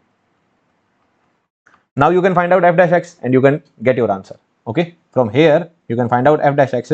So if I find out f dash x, what this will become? This will become 1 and this will become 2x. This will become 1 and this will become 2x. Because differentiation of x will be 1 and differentiation of x square will become 2x. Now if I find out f dash 1 plus, so f dash 1 plus, that means I will be lying in this range. So answer will be 1. And what will be f dash 1 minus? F dash 1 minus, I will be lying in this range. So what is the slope here? Slope is coming out to be 2. So here the slope is coming out to be 2. At this point, f dash 1 minus slope is coming out to be 2. Here the slope is coming out to be 1. What does that mean? Non-differentiable. And what about 0? At 0 also I can check. So f dash 0 plus, f dash 0 plus. 0 plus means I will be lying in this range. So 2 into 0 will be what? 2 into 0 will be 0 only. And f dash 0 minus. What is the meaning of 0 minus? 0 minus will be somewhere here. That means I will be lying in this range. Answer will be 1. So here these guys are also not matching, these guys also not matching. That means it is non-differentiable at x equals to 0 and 1. So this is the mathematics we have used. Here it is non-differentiable. Okay, using the mathematics, using the intuition, it is completely clear. And 2 points are there, which is this. And can you define h dash x equals to h dash x equals to 1 for all x greater than 1? For all x greater than 1. This is also correct. H dash x is 1 only, no? Here this is not hx, this is not fx, this is hx. So here the slope is 1 only, no? What is the slope? Slope is 1 for x greater than equals to 1, or for x at 1 we are actually not telling anything about the slope, right? Because at 1 it is not even differentiable. So after 1 the slope is always 1. Yes, correct, sir. This option is also correct. And non-differentiable at 0 and 1. Without even doing this calculation, you could have told. Why you could have told? Sir, I could see that transitions. So the transition is like this. Again, sharp transition. It is not a smooth transition. There is only one smooth transition, which is this transition or this transition. These are the smooth transition only. And then, sir, next transition was like this. Okay, it's not looking good. Let's make it look good. So what kind of transition I am making, sir? The transition were looking somewhat like this. Here, and then from here it was rising. And the other transition was, sir, goes like this and then becomes a straight line. So two transitions are there. These kind of two transitions are there. Okay, this transition is there, this transition is there. That means both of them are non-differentiable. This was x equals to 0, this was x equals to 1. So draw the graph and you will get the answer. Okay, continuous for all x? Absolutely continuous. Why is that so? Nowhere the graph is breaking. Differentiable out all x? No. Differentiation value is equals to 1 after x, for x greater than 1? Yes. And it is not differentiable at two values of x? Yes. Those two values are 0, 1. Next question. Solve this one on your own. Draw the graph of fx, draw the graph of gx, define the function hx, and then tell the number of points where the function is non-differentiable. Think about it, don't mess it up. You can draw this graph as well. Absolutely, you can draw this graph. You can draw this graph as well. Where both of them equal, that also you can do. Everything you can do. Please do it on your own and get the correct answer. I don't want the wrong answer. Again, J advanced question. Okay, it has been asked in J advanced only. So do it on your own and then tell the correct answer. After that, try solving this question as well. One question, two question. And after that, what we will be studying? We will be studying mean value theorem. Okay, so try these two questions, this one and this one. Let me take a break and then I will come back. Yeah, welcome back. So did you try this question? Can you draw the graph? Can you draw the graph of mod of x plus 1? And can you draw the graph of x square plus 1? Very easily, right? And like here, if you are having some confusion, you can draw them separately as well. What I mean to say is that, like, there should not be much confusion here, but just because there is a DC shift, then guys might be confused. So we are going to draw the graph of mode of x plus 1. So sir, mode of x graph is like this. Mode of x plus 1 will be shifted upward. So this will be the graph of mode of x plus 1. Say yes or no? This is the graph of mode of x plus 1. Next we need to draw the graph of x square plus 1. What is the graph of x square? So the graph of x square looks somewhat like this. The graph of x square looks somewhat like this. But sir, we are supposed to do x square plus 1. That means it will be shifted upward. So it will be shifted upward. It will be shifted upward. Say yes or no? There you go. And at what points they will cut? One thing, like basically when both of them will be equal. X square plus 1. So plus 1 and plus 1 is getting cancelled out when they will be equal. You can directly see here, sir, if x is equal to 0, if x is equal to 1, and if x is equal to minus 1, they will be equal. From here directly I can see 0, 0, 0, 1, 1 square will be 1 only, and minus 1, this will become 1, minus 1 square will be 1 only. So this is the scenario. So this point is x equals to 0, x equals to 0, and this point will be x equals to 1, and the other point will be x equals to minus 1. 1 and minus 1. Now what they are saying, if x is less than 0, no, then you need to pick up the maximum graph. If x is less than 0. So if x is less than 0, here you need to pick up the maximum graph, and here you need to pick up the minimum graph. So what is the minimum graph here? So this is the minimum graph here. What is the minimum graph? This is the minimum graph here. And here this is the minimum graph. Right? And here what you need to pick up? Here you need to pick up the maximum graph. This is the maximum graph here. Basically, this is the maximum graph here.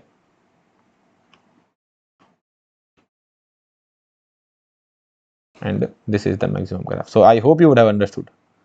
Previously we used to show it in this manner, right? Minimum graph and then maximum graph. Here maximum graph, here minimum graph. So what kind of graph you will be getting? Sir, very easily I can make the graph. The graph I will be getting is, with the hand only I will make that. Previously the graph is in the rising manner. It is following the x square. Then sir, it is following y equals to x only. Then it is following y equals to x only.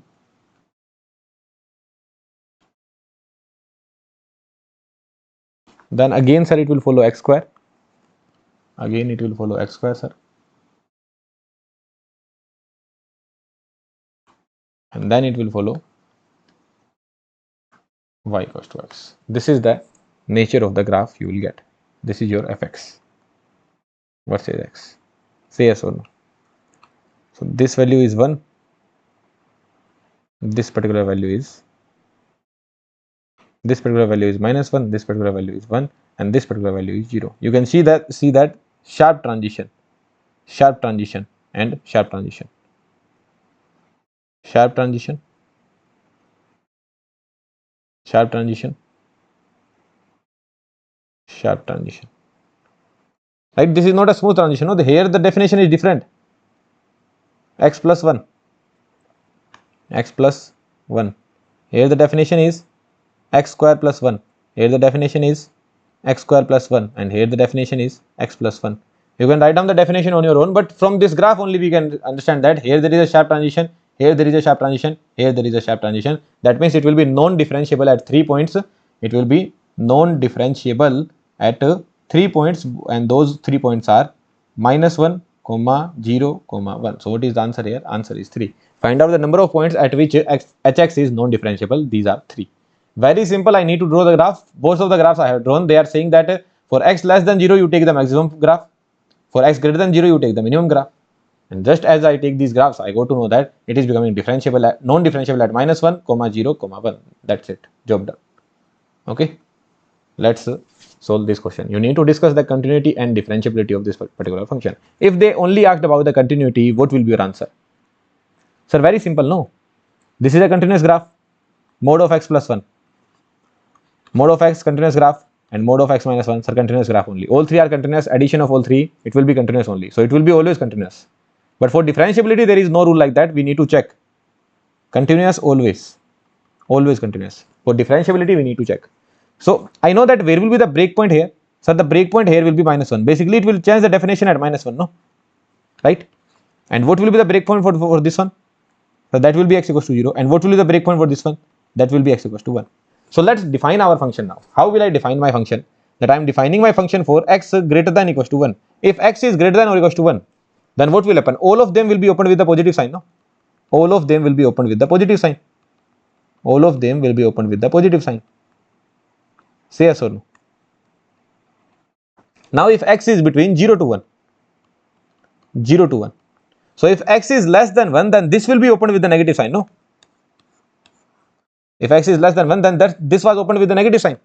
Because inside this, if x is less than 1, whatever the value that is written here, that will become negative. So this will be opened with the negative sign, but they will be opened with the positive sign. Say yes or no. Less than 1, any value you put, 1 by 2 value you put, this will be negative, this will be positive, this will be positive. So what will happen is that this will open with the positive sign, this will open with the positive sign, but this will open with the negative sign. What is the answer you are getting? Answer we are getting is x plus 2. Is that so? X plus 2. Okay, because here there is a chance of calculation error, no? Right? So cross check I always need to do. Now between 0 to minus 1. So greater than minus 1, but less than 0. So what will happen? If it is greater than minus 1 but less than 0, let's put any value. Let's put minus 1 by 2. If you put minus 1 by 2 here, 1 minus 1 by 2 positive value opened with the positive sign. Put minus 1 by 2 here. Negative value opened with the negative sign. Put minus 1 by 2 here. Minus 1 by 2 will become minus 3 by 2. Negative value opened with the negative sign. There you go. Is that understandable to you? So what answer you are getting? 2 minus x. Understandable? And if x is less than minus 1, if x is less than minus 1, if your x is less than minus 1, then what will happen?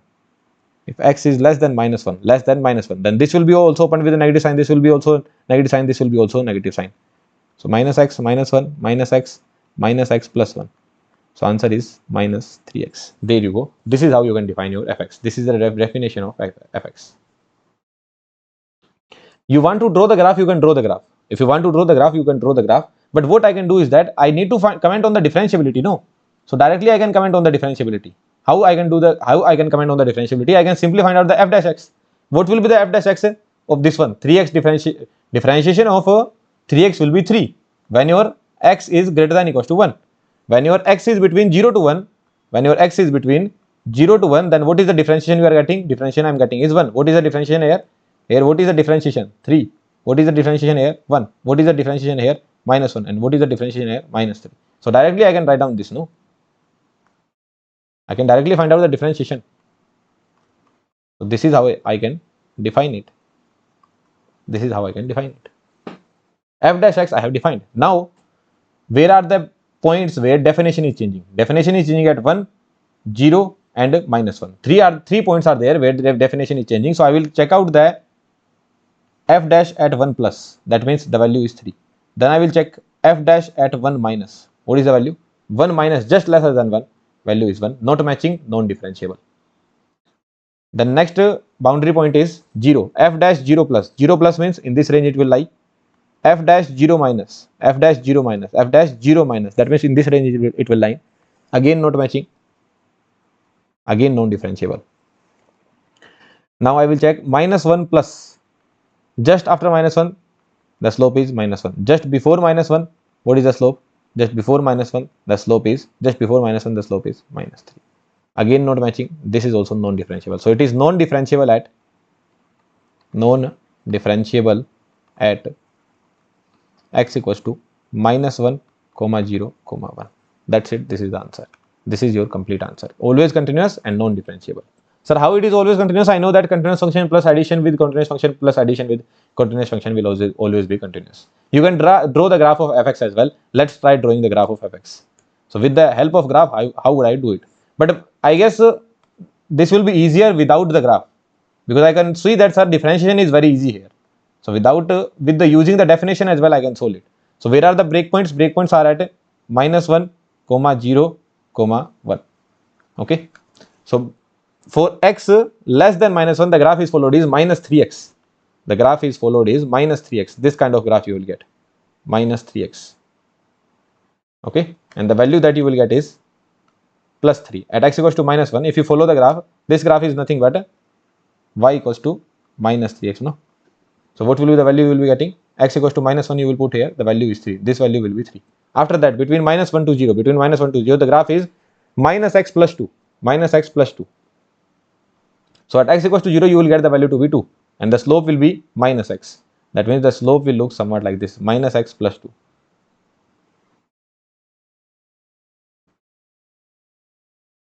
The value will be 2 here. Both of the slopes are not same. This slope is minus 3, this slope is minus 2, right? So basically this is minus infinity slope, this slope is minus 1. So this slope will be minus 3.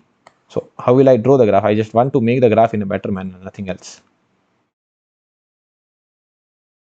Like it will be dropping fastly or slowly.